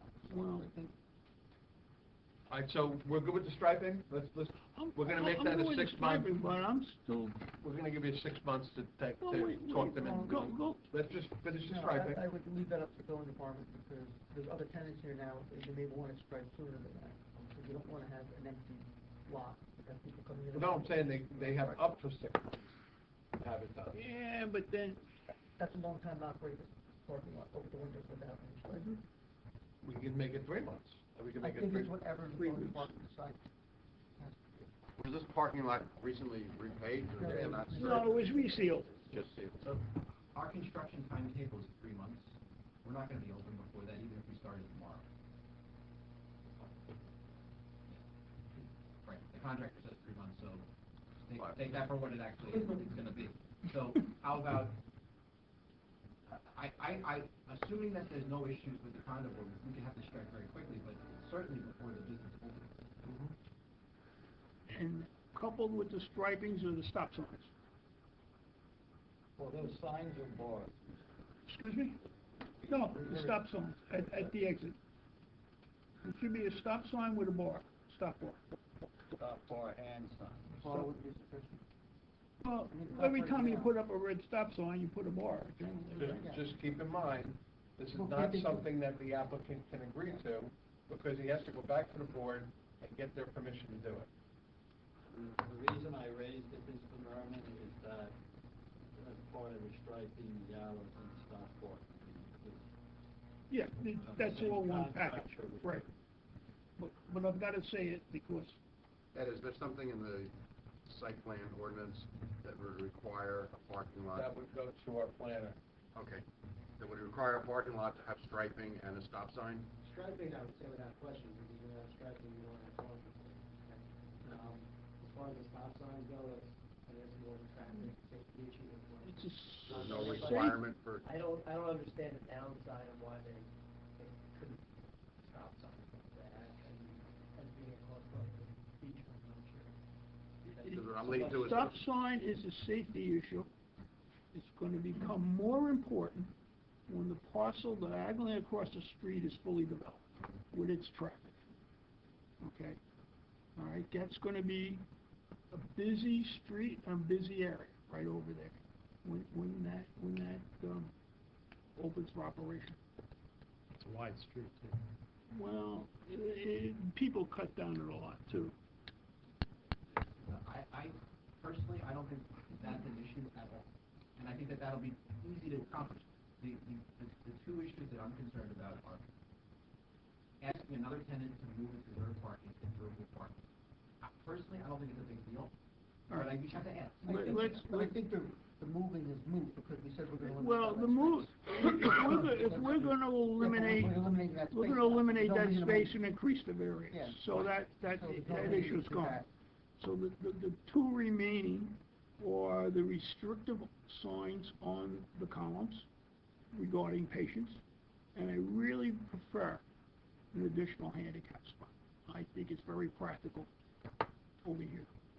Do you know why those signs are there? Are they there? I have no idea. And some of the prior tenants wanted that, so that they would. So the other get thing you their have to be spaces. careful with, on these kind of requests, is they could have it on the deed, on their units, they could have the reserved parking on their deed. And if that's the case, they're not gonna be able to change it, they have to go and come back before us to change the deed. It's what a master deed provides for, not just their deed in, but the whole condo deed says that you can only have parking in certain areas. Right.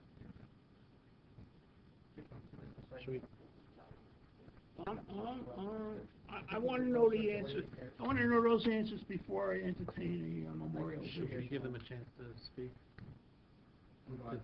Should we give Go. them an opportunity to speak? So, while you're gonna talk, we're gonna continue on with the meeting. We're gonna go to this ordinance real quick and get that out of the way, and then we'll bring you, then you can come back up front. Okay, so, while he confers with his client, we're gonna go over to these, resolution, the new, Proposed. fees schedule for putting down payments down and so forth. Well, now, I had a piece of paper here, and I don't know what I did with that. Did I give it to you by accident? It had greener numbers on it. Yeah. But the point I was gonna make is that if you look at I got it right here, but you might have something else in mind too. On the front page from Alan Negrin, he states that there's 3 different town ordinances that are here. I've read over the 3, I'm sure most of you have. One of the good things is that our council also represents the Borough of Hillsdale, and they were the ones that adopted this ordinance for Hillsdale. I looked at all 3, they were all basically at 2.5% of the adjusted taxable value after the equalization kicks in for the deposit. I think 2.5% is probably a fair amount for the borough to ask for a development agreement. And I would recommend that we just adopt basically what's done here in Hillsdale at a reduced rate from our council, because it's already done. And I would like to hear from the board. Do we have anything currently in place? Or there's- No. And that's where the This will all- problems this come will in. all be new. The basically problem, new the tax the revenue. problem is coming in is that our applicants are running out of escrow. And then we gotta go back and ask them for more, and then we have to wait. No, This talks all about affordable housing trust. This, all right. Maybe if I could. I'm sorry, I got it confused with. Clarify. something else Year- we're talking year- about. Years ago, if you look at the preparatory language for all the ordinances, there's a home belt case where the court Yep. said, in order to address affordable housing, the municipality can impose a development fee. Subsequent to the home belt case, COA regulations authorize fees both for residential and commercial property. Fast forward to about 15 years ago, the legislature established a commercial development fee, took it out of the hands of the municipal authority, and said, on a statewide basis, all commercial developments is required to pay a fee, and that's paid through the state and the like. What this does is this establishes a residential affordable housing development fee and establishes the standard. So if there is new construction, that new construction will be assessed a fee and go into affordable housing trust fund. Why is it being requested now and why is it required? Is that the town is in litigation with respect to its declaratory judgment for affordable housing. This will be one of the requirements that will be imposed as to any settlement that is reached. So you will have an affordable housing development fee. It's cost neutral to the municipality because the municipality receives the funds, has an affordable housing trust fund, and there are certain standards under regulation on how those funds are used, like for assistance for affordable housing, creation of affordable housing, administrative fees, and the like. What the impact is the impact is on new residential development. So, for example, what's exempt under the ordinance are developments that include affordable housing. But if they don't include affordable housing, this board approves a 10-unit apartment building. Those 10 units, based upon the equalized assessed value, will be assessed at 2.5% fee. That's the maximum you can go. What about single family? Single family would be also. So a new single family Yes. on a single lot. Yes. The replacement of an existing house? That's where I'm going. Or a subdivision new A house? subdivision, new house. Doesn't take into account and knock down and No. build, no. And does it cover non-residential? No, non-residential is covered by state statute. Well, the first one has 1.5% for residential and 2.5 for non-residential. So if somebody takes an existing house, totally removes it, including the foundations, right down to the soil, it then falls under here. No. What they've done is that in this ordinance, if you go to page 3, B3, it says, shall not be imposed and collected when an existing structure is expanded or undergoes a change except for the following. When there is a removal or replacement of 50% more of the sum of the floors of the existing building. So what they're taking... So it would be. It would, but what that is intended to capture is that if there is a total renovation of a home or knockdown, you will be assessed a fee. If you do an addition on your house or you have a small renovation, you're not Correct, okay. assessed a fee. So right now on my block, there's a house, Cape, that's gonna be turned into a 3,000 square foot house. So basically, if they're going from 1,400 square feet to 3,000 square feet, then they would be assessed. Under that standard, it's more than 50%. Yeah. So it doesn't have to be just vacant land. It can be that Right. Cape that turns into. No, you know, there is no great formula, but the intention is to capture a change that is significant. Right. That 50% is total floor area, not the footprint. Correct. Oh, okay. That's the way it's been drafted, Okay. and that language was crafted in a manner in Hillsdale that you didn't want to harm a resident that was doing an addition or a modification. Can we increase it from 50, say, to 70%? You can make that recommendation. Yeah, I would agree, I don't want. And you're encouraging bigger houses. No, you're discouraging what Jim was talking about, people monorizing houses. Yeah. And we've had well, I don't know if we've had recently people going to that extent. I would say most of the time those are investors that are purchasing that house and they're selling it. A lot of people own the ranch houses, put a second floor on, so they're doubling the. Right. I don't think they should be imposed as straight, I think it's one of their. Yeah, I mean, Right. exactly. I mean, I sort of like a percentage rather than a wholesale exemption, because you can get around it and say, okay, I've leveled my house entirely and say it's a single family. And under the example, if you had a 1,400 square foot case, I take everything out, I've exempted it, and now I have a 3,500 foot.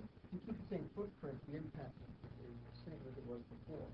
If you expand I can imagine if you knock it down and expand it and take up more property. Well, But if I have a ranch and I put another second level and I don't change the footprint, there's no impact. But you could also look at it if you have an existing house and has 300 square feet and you change it. So you're trying to come. to Yeah, but it some- wouldn't meet the threshold.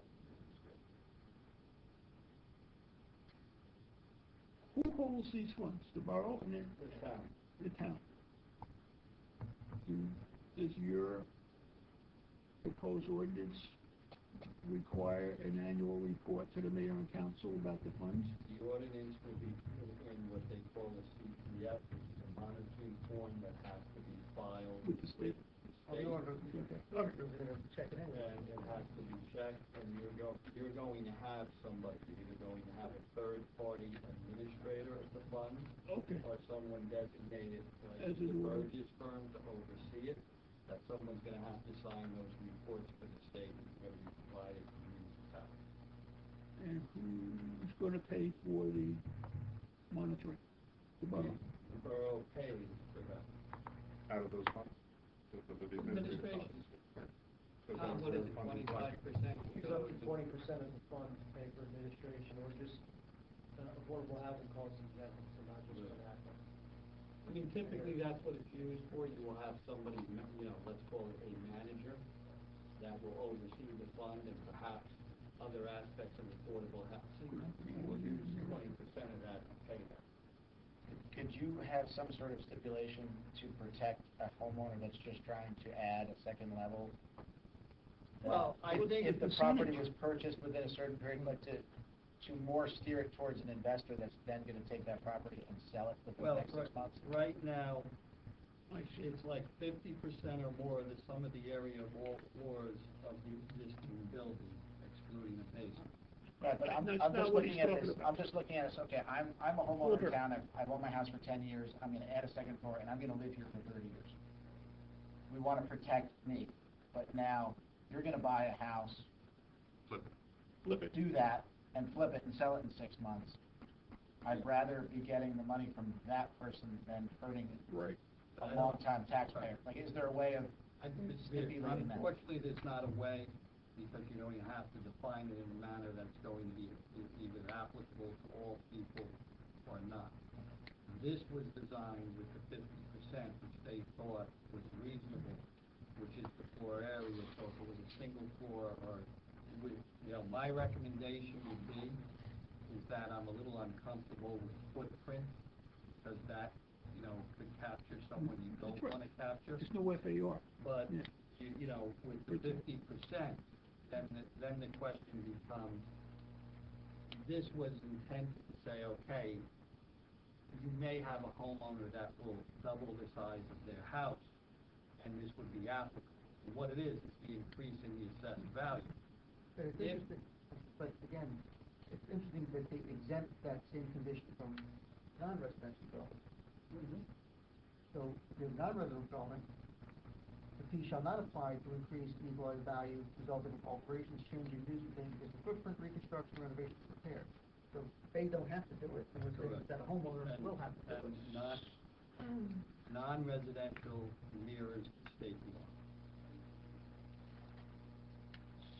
In a way, this could be a tool against McMansions. We look at it that way? I don't think it would prevent that. No, it won't prevent it, but it could. Yeah. You know why it won't? Because I still think the be willing to market, pay that for the the amount market they're will take making care of from that. the house. Look, the developer then just charges an extra $20,000 for the cost of the house and builds it into that. That's not gonna prevent it. It's gonna prevent the residents from improving. And that's why I say instead of 50%, you bump it up, maybe say do 60 or 65%. And then it gives the residents the breathing room to be able to do a little more than just twice. Would there be any means of reprieve of being able to come before this board or some board to ask for? No, what variance happens type? is that you will not get a variance from this ordinance. This ordinance No imposes relief. the fee. If there's a challenge with regard to the non-residential development fee, that goes to the Division of Taxation. With the residential fee, it would be a challenging fee. I think we have to go back to what the council said, and maybe get paid. We can think through that, we can think through that and see what the impacts are, maybe do that, or based on, I mean, certainly you could draft the ordinance and change the percentage. The intention with the commercial is that if you're within the footprint, you do a renovation, reconstruction, or the like, where you don't expand, you're not gonna collect the fee. So there has to be an actual expansion, whether it's 5% or 50%. It does not matter for the commercial. For the residential, we have it at 50%. You know, I'm looking at it and to say, okay, at what point in time? And it's difficult to assess, taking, you know, the various comments that were made on both sides of the table. If I double my size because I'm raising, you know, adding a floor to a ranch, that may not be as speculative, but that's 50%. You know, the easy part is, you know, I added 600 square foot to my house because I plumbed out my kitchen or the back of my house. It's not going to have a fee. If you say 60%, maybe that gets you where you want to be. So, tonight, you're looking to this board to give a recommendation to the mayor and council? Is that it? Correct. All right. So you can't vote on it. It's double dipping, it's double dipping. He's allowed to vote on it. He's No, by no, virtue of his office. So, we, the board, if we give a recommendation, could do a couple of things. We could recommend a percentage, or we could say, you, mayor and council, choose a percentage. I would suggest that we recommend it. Percentage, okay. To the governing body. Okay. I'll leave Well, it to the they're gonna go haywire themselves. I'll leave it to the two governing body members, but I Okay. think you grasp the issue that you want to address. You don't want to harm your residents. Okay. Do we have a consensus on percentage? Would 65% sound better than, yes, whatever. We don't have any sense. this way you could, historically but that this happens. way, if you double the ranch, We don't have you're any- 50%, so if you wanna double the You may ranch wanna bump and out go the over kitchen the a little garage, bit and- you're still okay. Right, exactly. And we also had changed the ordinance several years ago, if you have pre-existing non-conforming side yard on a ranch house, or any house, and you go straight up, you don't have to come back for variance. That's- Previously you yes. had to, Yeah, but so Yeah. people can, yeah. you know, But regular families structurally, can't have otherwise, to you get gotta. a variance yeah. to put a second floor on, Yeah. not changing the footprint. That's why I went to the footprint, so that was based on. I wrote down 65%. You did. I read your mind. I watched you write. You saw the two numbers. It's a recommendation. So we'll go with the Hillsdale. I think what we should, I'll write a letter to indicate that it was considered the Hillsdale ordinance, this section became from 50 to 65. Okay. Everybody go Do with you that? need a motion for that, or Well, is it just a consensus? I think if there should be a rationale why we change it, or why we're recommending the change. Well, the You just change is did. recommended to protect your existing Yes, but I think residents that will expand. that's, the rest of the council should understand, that's why, someone's gonna say, well, why did you go from 50 to 65? That's the reason. Because they're gonna read, they have all the stuff. I didn't wanna read that policy book, to be honest. No, but the rest of the council got this, and they're gonna say, well, why'd you guys, sounds arbitrary, but, you know, they don't fit. Yeah. But So you'll write I can prepare the letter based upon. Not what- a treatise, just, exactly. Hey, you know, I was in the middle of a discussion last week where we've had some escrow issues, and I looked over this quickly, and obviously, No, I mistaken. spoke to Mr. So Chakowski I about that. apologize for that. I spoke to Mr. Chakowski, we should modify that order. And I'd like to bring it to the council before the end of the year, so we can actually have that in place in the calendar year. For the Yes, Greg. Application fees, Your head tends to spin at this job occasionally. Mr. Chairman, do we need a motion for this? Would you recommend that we do a motion? Do a motion to approve the Hillsdale ordinance as modified as discussed. Which would be What he said. 65%. 65. Exactly what he said, I'll Mr. make Mervyn? that motion. Words right out of Do I your have mouth. a second? Second. Roll call vote, please. Now I gotta get my list. Yeah, sure. Take your time. Councilman Shanigga. Yes. Mr. Aratelli. Yes. Norman. Yes. Grasso. Yes. Cosman. Yes. Chairman Young. yes. And Mr. Gibbon. Yes. Motion passed. Thank you, everybody, for that discussion. Our applicants are back. They're all smiling. The doctor's smiling at least. Thank you for indulging us the time to talk. I'm happy to say that we can agree to almost everything of Mr. Merman's comments. The doctor will take on, to the extent he has to, the striping, the signage, stop signs, getting those signs off those poles, assuming we can.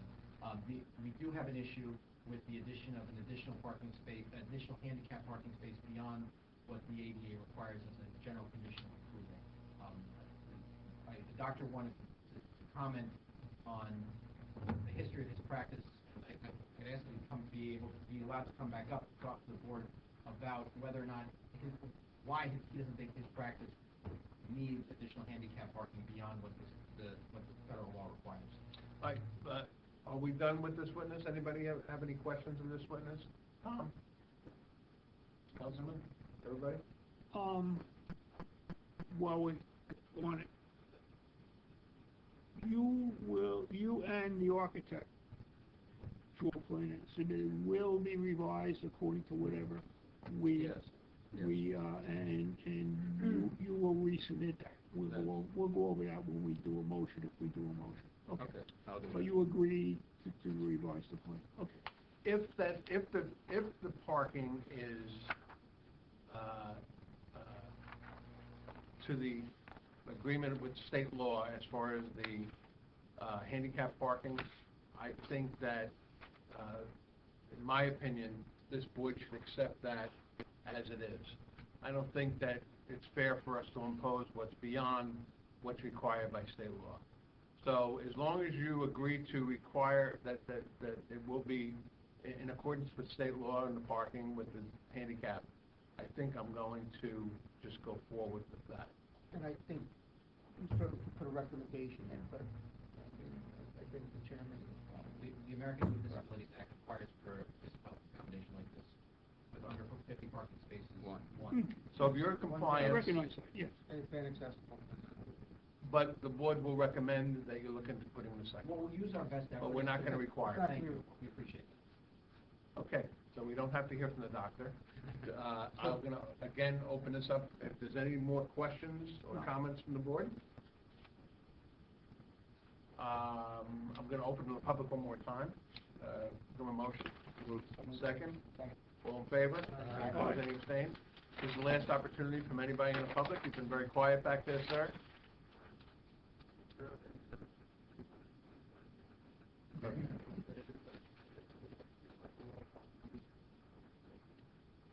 And your name, sir? Okay, Doc, how are you? Good to see you. A motion to close to the public? So moved. Second? All in favor? Aye. Okay, at this point, I'm going to ask for a member of the board to propose a motion on this application. I will make a motion that we approve parking variance as discussed, subject to the condition that the applicant is to the striping and the handicap parking and the handicap.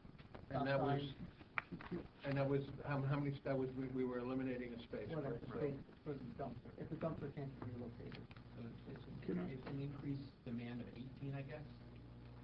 Yeah, I think you'd better plain and say that. So Well, you had a Because it helps you the other way, because if you get rid of the dumpster, you still use space. correct. So you better lock it in. We're giving you some latitude here. Can I amend that? Motion? I'm gonna ask for a second first, Second. okay? So now I'll Okay. take your suggestion. So, let me verify that includes 2 stop signs with a stop bar each, and the directional arrows in and out, in the aisles, near the exits. Mhm. Okay.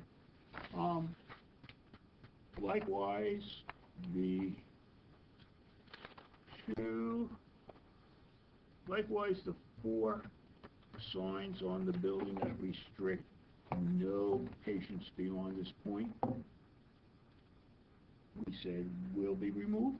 We're gonna, I think we're gonna, as long as it's not required in our documents. Okay, will be removed as long as it's not part of the master lease, is that the way to say it?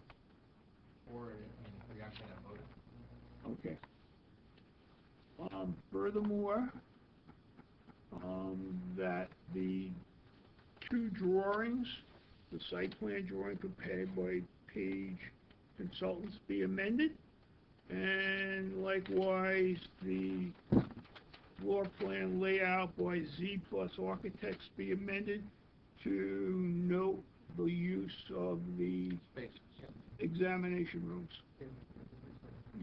Which would be rooms, we said, I one think of, we need to schedule for all the rooms and make it simple. or you can put a schedule, either one. Put a schedule for them. But just to indicate what the exam rooms were specifically intended usage.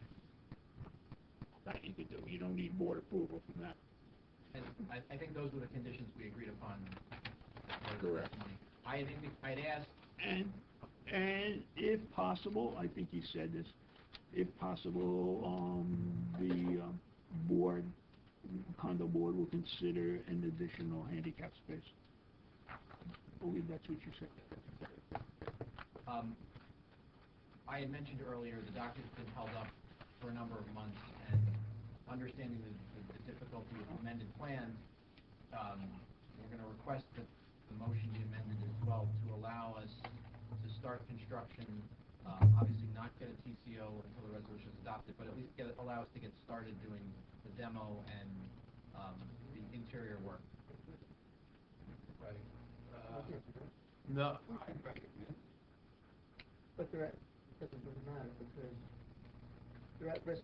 Understanding that we're gonna be meeting in 2 weeks, So they're getting, so we'll have the memorialization ready in 2 weeks. Yeah. Let me add one It's other. gonna take you 2 weeks to get your plans together. By then, we'll have the memorialization. Yeah, if Well, I should put the plans in.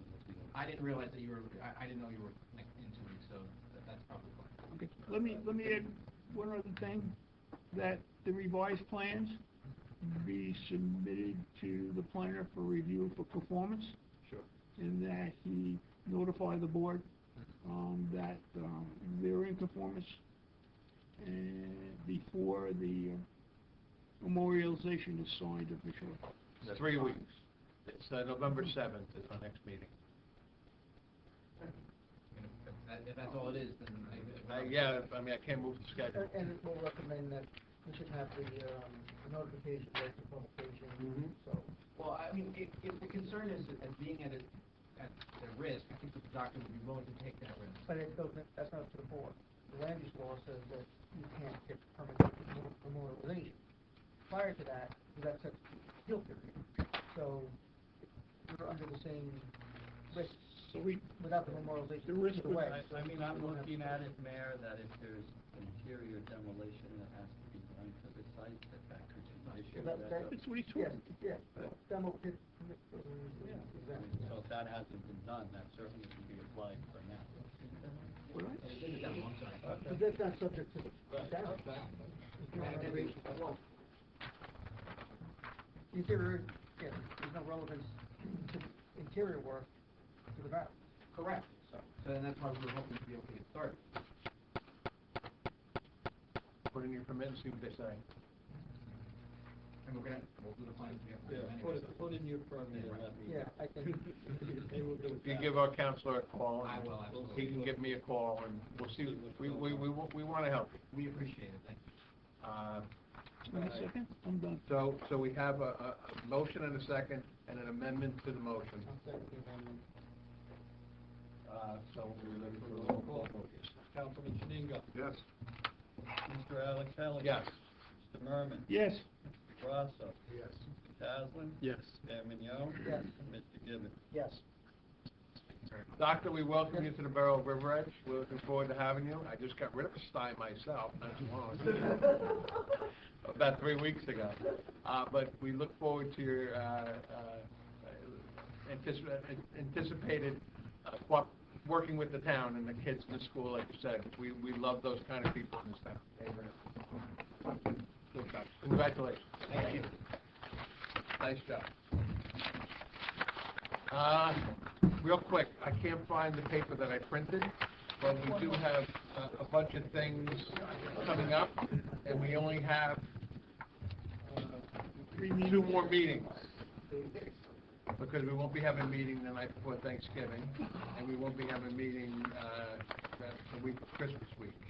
So, there are 2 important applications that are going to be coming before the board before the end of the year, I would imagine.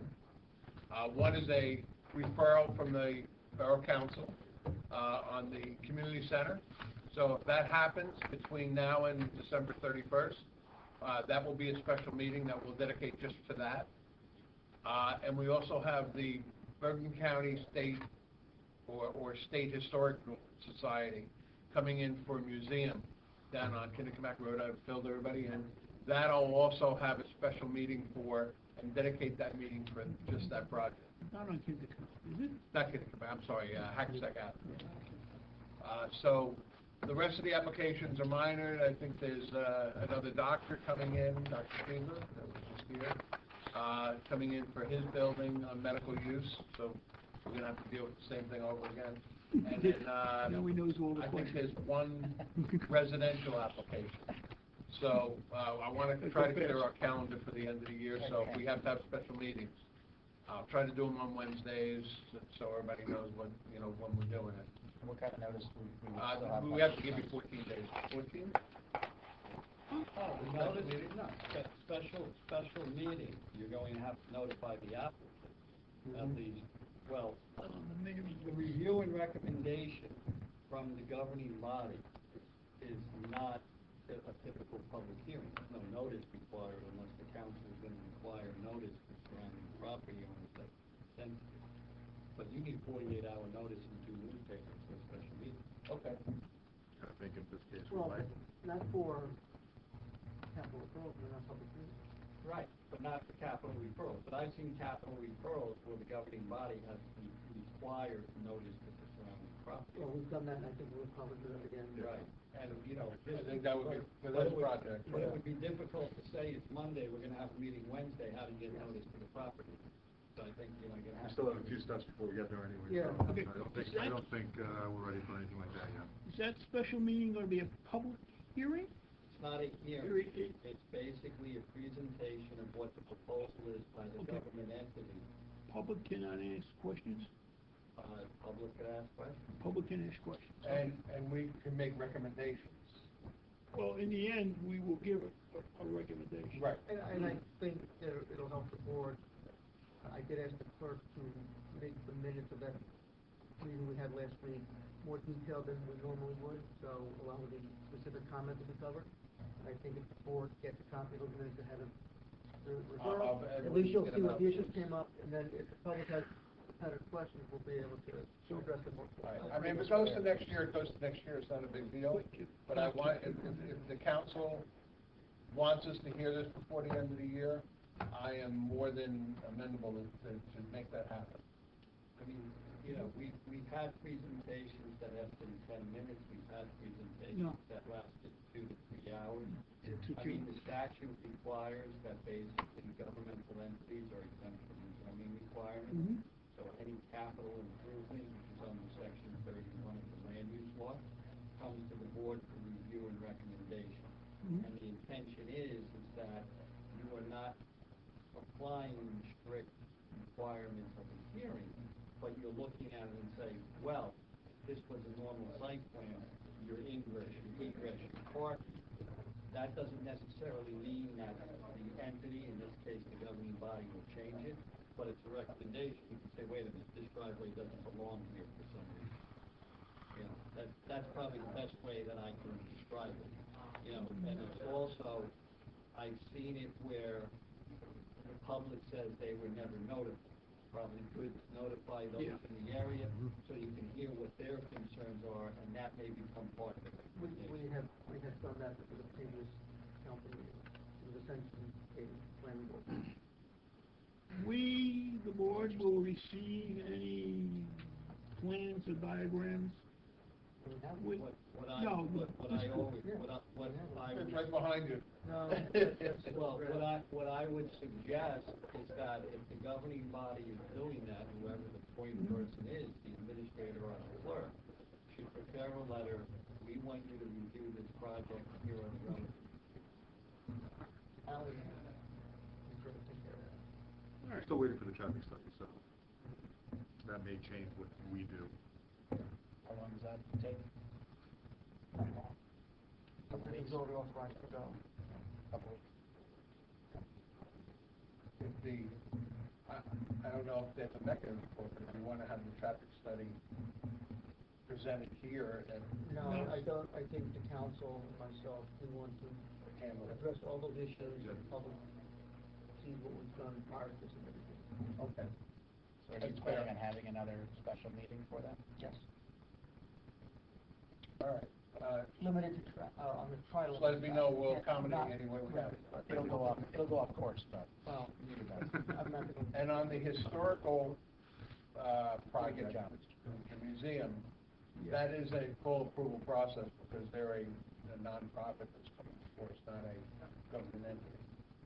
Any idea of the scope of what they're looking at? No, they're getting ready to submit. I don't know. Kenny Bergen owns the property. Well, but State owns the property. State owns that. the state may own it, it depends on, Yeah. until I know who the applicant is, and whether it fits within the statute, whether we review a recommendation or site plan. The way it was explained to me by the attorney was that there would be approval. I believe, what they'll probably do is, the county will probably rent the property to this society for $1 a year or whatever that is. And the historical society is the one that's making the application. The Historical Society is not a government. Well, it is. It's created by the county government, appointed by the county government. Then I don't understand, because the statute's pretty. That's why I'm not sure what the. You know what, you wanna call Tom Barrett, he's staying on you, and see what he's got to say, but my understanding was that they needed a full approval. So, either way, we're gonna do a special meeting for that too. Like I said, if I. Is that ready to go? At the end of the year. Is that application ready to go? I know that they're very close to submitting. Last I heard, I saw her email the other day, I think Naima was copied on it. Anybody have anything else? I have something. Yes. I don't know if there's any mechanism to address this. Seems like the second time we've run into this issue of where something similar tonight, and the same thing with the New York market, where we have someone coming in for site plan approval, for whatever the reason may be, food handlers, for this change of use, and there's restrictions and things that we want the user to do, but they're not the owner of the property. Something like that, we were requesting New York market to be able to do things, and they didn't, it was the same deal, they couldn't say, yes, I'll do that, because they didn't own the property. It's a similar situation tonight with the condo owner, where he doesn't have the authority to say, I'm gonna remove the signs, or I'm gonna do this, 'cause he would have to get the board approval and, you know, whatever have to vote, if they wanted to spend the money. Brian can back up on this, I think the statute allows the board to make reasonable conditions. They can make whatever condition they want, and the applicant should comply. If it, for instance, the striping, that's something they have to do anyway. If there is a condo issue, I can see that being, an issue. But ultimately, I think the board could make them go one way or the other. I mean, based upon what we've heard this evening, you know, the case has already been decided. Why everyone was discussing it, I looked at the site plan ordinance talks about parking and other, parking, striping and other requirements as imposed by the planning board. So let's look at what we were asked to do. I disagree with Mr. Merman on the handicap parking space, but I don't think that's an unreasonable request. All the other requests, I think, were necessary. The parking lot pursuant to site plan has to be striped. You're coming in for a waiver and your design waiver, doesn't matter, has to be striped. The requirements for the stop bar and the stop signs and the arrow, totally reasonable requirements. It would be, if this was an entire site plan approval, that's what you would require. The same thing with the signage. You come in and say, I have enough parking, but if you have a sign that says, well, we have enough parking except for you people, doesn't work. So all those, in my opinion, were very reasonable under the conditions. A tenant comes in and sometimes you feel bad for a tenant. Right. You don't want the tenant to suffer for what the landlord should or shouldn't be doing. But the landlord's making the money here. They'll make the determination. And that food licenses are only bite at the apple. And for the tenant, and unfortunately, the tenancy, the tenant has to pay price, like he just said, so we could say, no, you're gonna do it or you're not getting approval, and then he has to walk out and come back in 30 days after getting, going down there and asking. But I think It depends on how it depends dramatic on it the is. property owner. Can you make a recommendation That's a business decision for him. If he doesn't do the repairs, he loses his tenant. Sure. So, that's. But just so, I think some of the tenants that are gonna come in, they sort of don't realize all the things that we're discussing right now. Would it make sense to make some kind of recommendation, since you have to come for site plan approval? Maybe it would be in your best interest to have the landlord come as well, because of these issues. Well, I mean, I think it's a little too broad, I but mean, the New York I think it's too Mart broad. was an interesting case, but if you could look at it this way.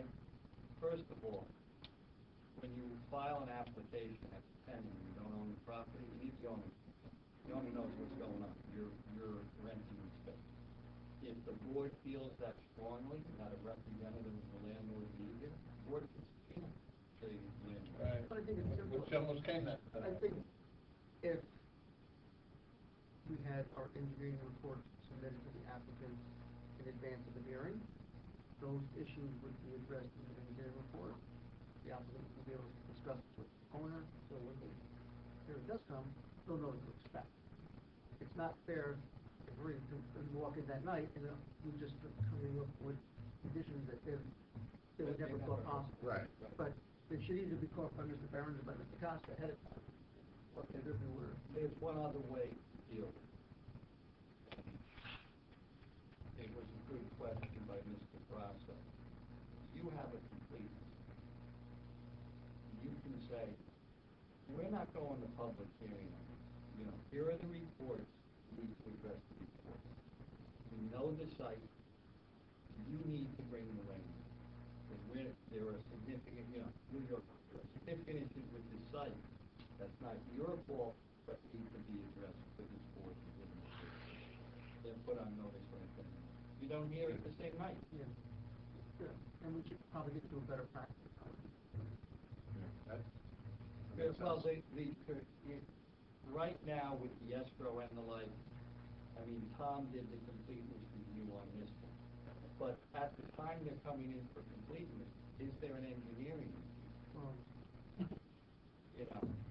All right, you and I are used to Fort Lee where we get reports out the wazoo. Am I right? Some of them, most of the time you do. And I do try to send it out once before completeness. Yes. I always try to do it, so. Yeah. And the attorneys are aware of the issues on the. So I will, for now on parking variances and so forth, I will instruct our engineer to, at very least, write a report on it. This one here, I threw it at Tom's lap, figuring that Tom was gonna be here, but obviously, we need some engineering input as well. Well, I think what was lacking was what we heard from Mr. Murray regarding those sites. That to me raises a red flag. And those signs, you know, I don't know. I mean, I don't know if Kittredge controls the building, and they say, you know what, we want this area for us. I don't know. But why don't we get pictures of the property? Shouldn't that be, you know, I mean, we can do our own visual site It site can visit, be but. when we revise checklists. Right. I mean, you could get a I mean, picture we of know the it's property. required, but Because we should have a visual picture of, even if we've been there, of having some pieces of paper with those pictures, so we can quick reference, and wait a minute, I didn't see that, or whatever. You know, A the only picture board of that this- implement that, that's reason, because you may go on 2 weeks ago, you know, I mean. And then you forget, or you just didn't notice something as we start talking about a dumpster, oh, wait a minute, okay, here it is. I didn't- And they get, you know, convenient amnesia when you ask them, well, what's on this side? What's on that side? Well, and depending how the picture is taken, I showed them there, you know, you go online, I get a picture of the front of the building. I can tell it's not striped, I can't tell if there are any signs up, and I can't tell there's a dumpster. So pictures showing the extent of, if we're talking about parking, to see every space. We can make it a requirement for every site plan, that they have to take pictures from all angles or something. To encompass the entire property, if we can see everything that's there. I don't think that's unreasonable. No. I mean, some applicants do that.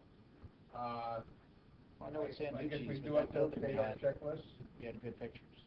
maybe, There's a lot that needs to be done, and we sort of been, are going to be authorized to do all that. I just have to write the proposals, so we get authorized by the governing body. I mean, when I looked at this, that's typically a medical standard, you know, and I call it, you know, what I call a more restrictive medical standard. This building would probably require 12 or 13, this space would require 12 or 13 spaces, and I'm doing it at 5 per thousand.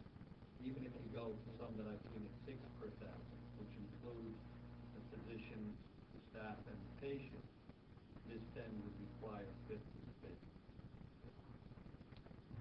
yeah, I mean, our application, But hasn't been updated in many if years. those 5 exam rooms could take 5 people, and you could have 5 people in the bigger room, you have 5 people in the waiting room, and then you could have 2 doctors and 5 staff, and you're over to 12.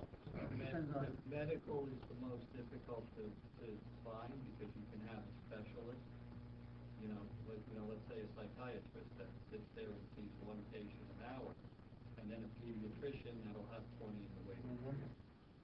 Yeah, there's a difference. Is that, I don't know how you codify that. that's exactly what I was just gonna ask. Do you know of any towns that have that? Just preclude pediatrics and you know, it's really the demand of the use. I mean, you know, medicine today is more specialized. I would say your general practice and your pediatricians are the one that have the highest demand. But now your general practice or urgent cares are all owned by hospitals. But I also think there has to be some administrative leeway. Suppose like you are decreasing the use or decreasing the intensity. The zoning officer should be able to make that determination and give a waiver. It's tough to do.